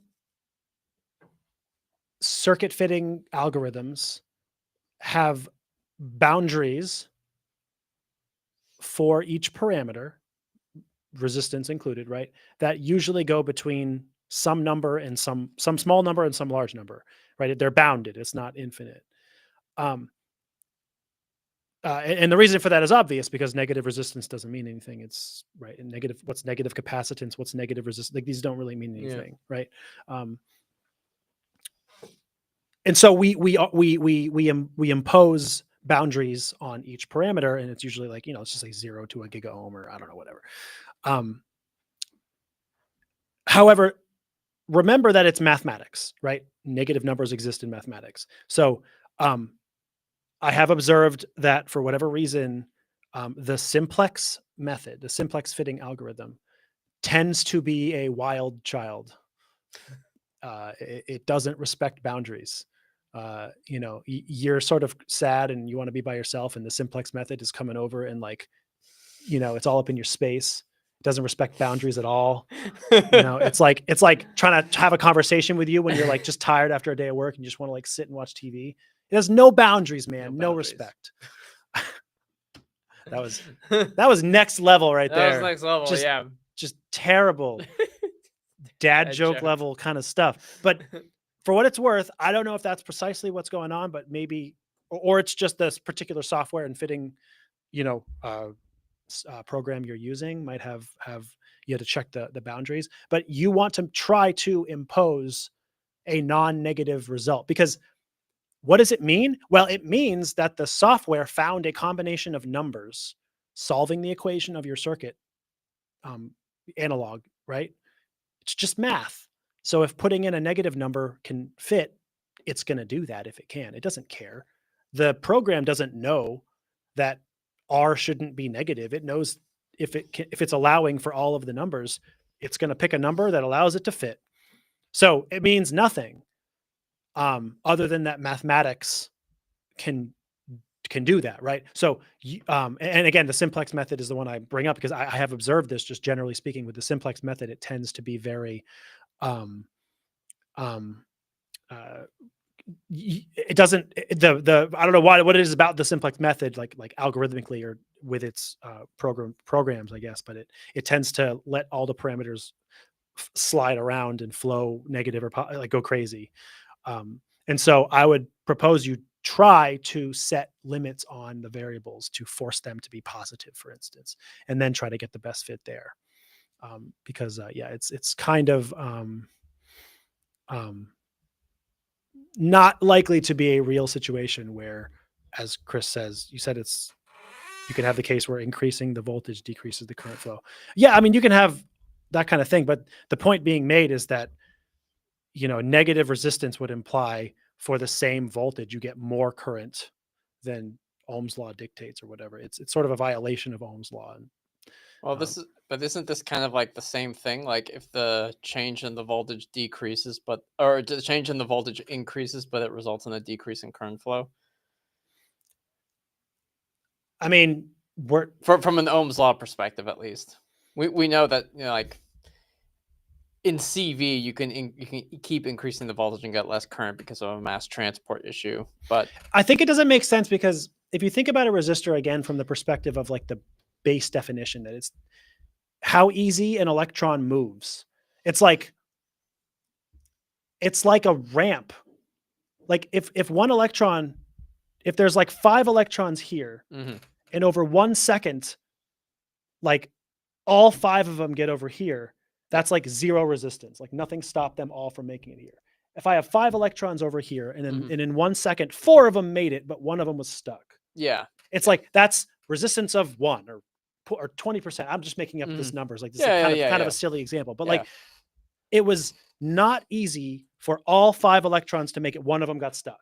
But if I had 5 electrons here, and after 1 second I get 12 over here, that's what negative resistance is kind of like. It's like producing more electrons over here than I even had to begin with. Yeah, that's what it means to me, and that doesn't make any sense. Now there might be a actual like more intelligible chemistry related explanation for it, and that may be the case. I'm ignorant of that. That's certainly possible. I may not know, but to me that's what it tells me, is that like I'm getting more electrons across this junction than is like physically possible. Yeah, like I should get 0 resistance means I will have all of them getting through with no issues whatsoever. Some resistance means some of them are getting through slower or not not right away. But negative resistance means it's like I'm generating electrons from nothing. It doesn't really make any sense. Yeah, like I don't understand. Yeah, and I know, so like, even when because it's always a ratio of the voltage and the current. Right. So even when batteries have like milliohm resistances, there's just like, oh, it's such a weird pendulum swing, sort of say. Wait, what? Okay, wait. Yeah, I know. Bay on Ohm's law, it's the ratio of voltage to current. So from that perspective, just as I said with the algorithm, you can say a negative resistance just provides a ratio, but it changes the direction. Also, that's another way to look at it. It's like if a negative resistance, if you have a voltage, it's like the current's going in the other direction. Maybe, I don't know. It's a bit bizarre. Yeah, I'm not convinced negative resistance is a real phenomenon. I'm going to leave it at that. It might be, and I need to learn some more. But until then, I'm going to remain ignorant and very dismissive. And I don't think it's a real thing. I'm very dubious. I'll just leave it at that. For example, especially within the field of electrochemistry, there might be an electronics answer that is perfectly reasonable. But from an electrochemistry perspective, I feel very dubious about its. A negative resistor and have it, whether it's a real thing or means anything, basically. That's my take on that. With that, we're going to have to call it. Call over time, but this has been fascinating. We've covered a lot of ground. We talked about chameleons. Yes. We talked about chi-squared. Yeah. Sorry, David, we didn't get to your question. Maybe next time or something. But please join us earlier. Next week, I think we'll do it. We'll be in different places, remote locations, deep within the jungle, investigating chameleons. Yes, but still live streaming. Yes. But if we're a chameleon, I won't even see you. You'd be invisible. That's right. You wouldn't even see me. It'd be amazing. So until then, I hope everybody has a good weekend and a good week ahead of you, and a good rest of your summer, I guess, if it's still summer where you live. I hope it's still summer where you live. Australia, it's winter. Oh, I was just thinking about the months of July and August. In the southern hemisphere, it's in the southern hemisphere. It's winter time now. They're a backwards world. Yeah. So anyway, this has gone on too long with bad jokes. We're gonna end it here. So goodbye, everybody. Bye.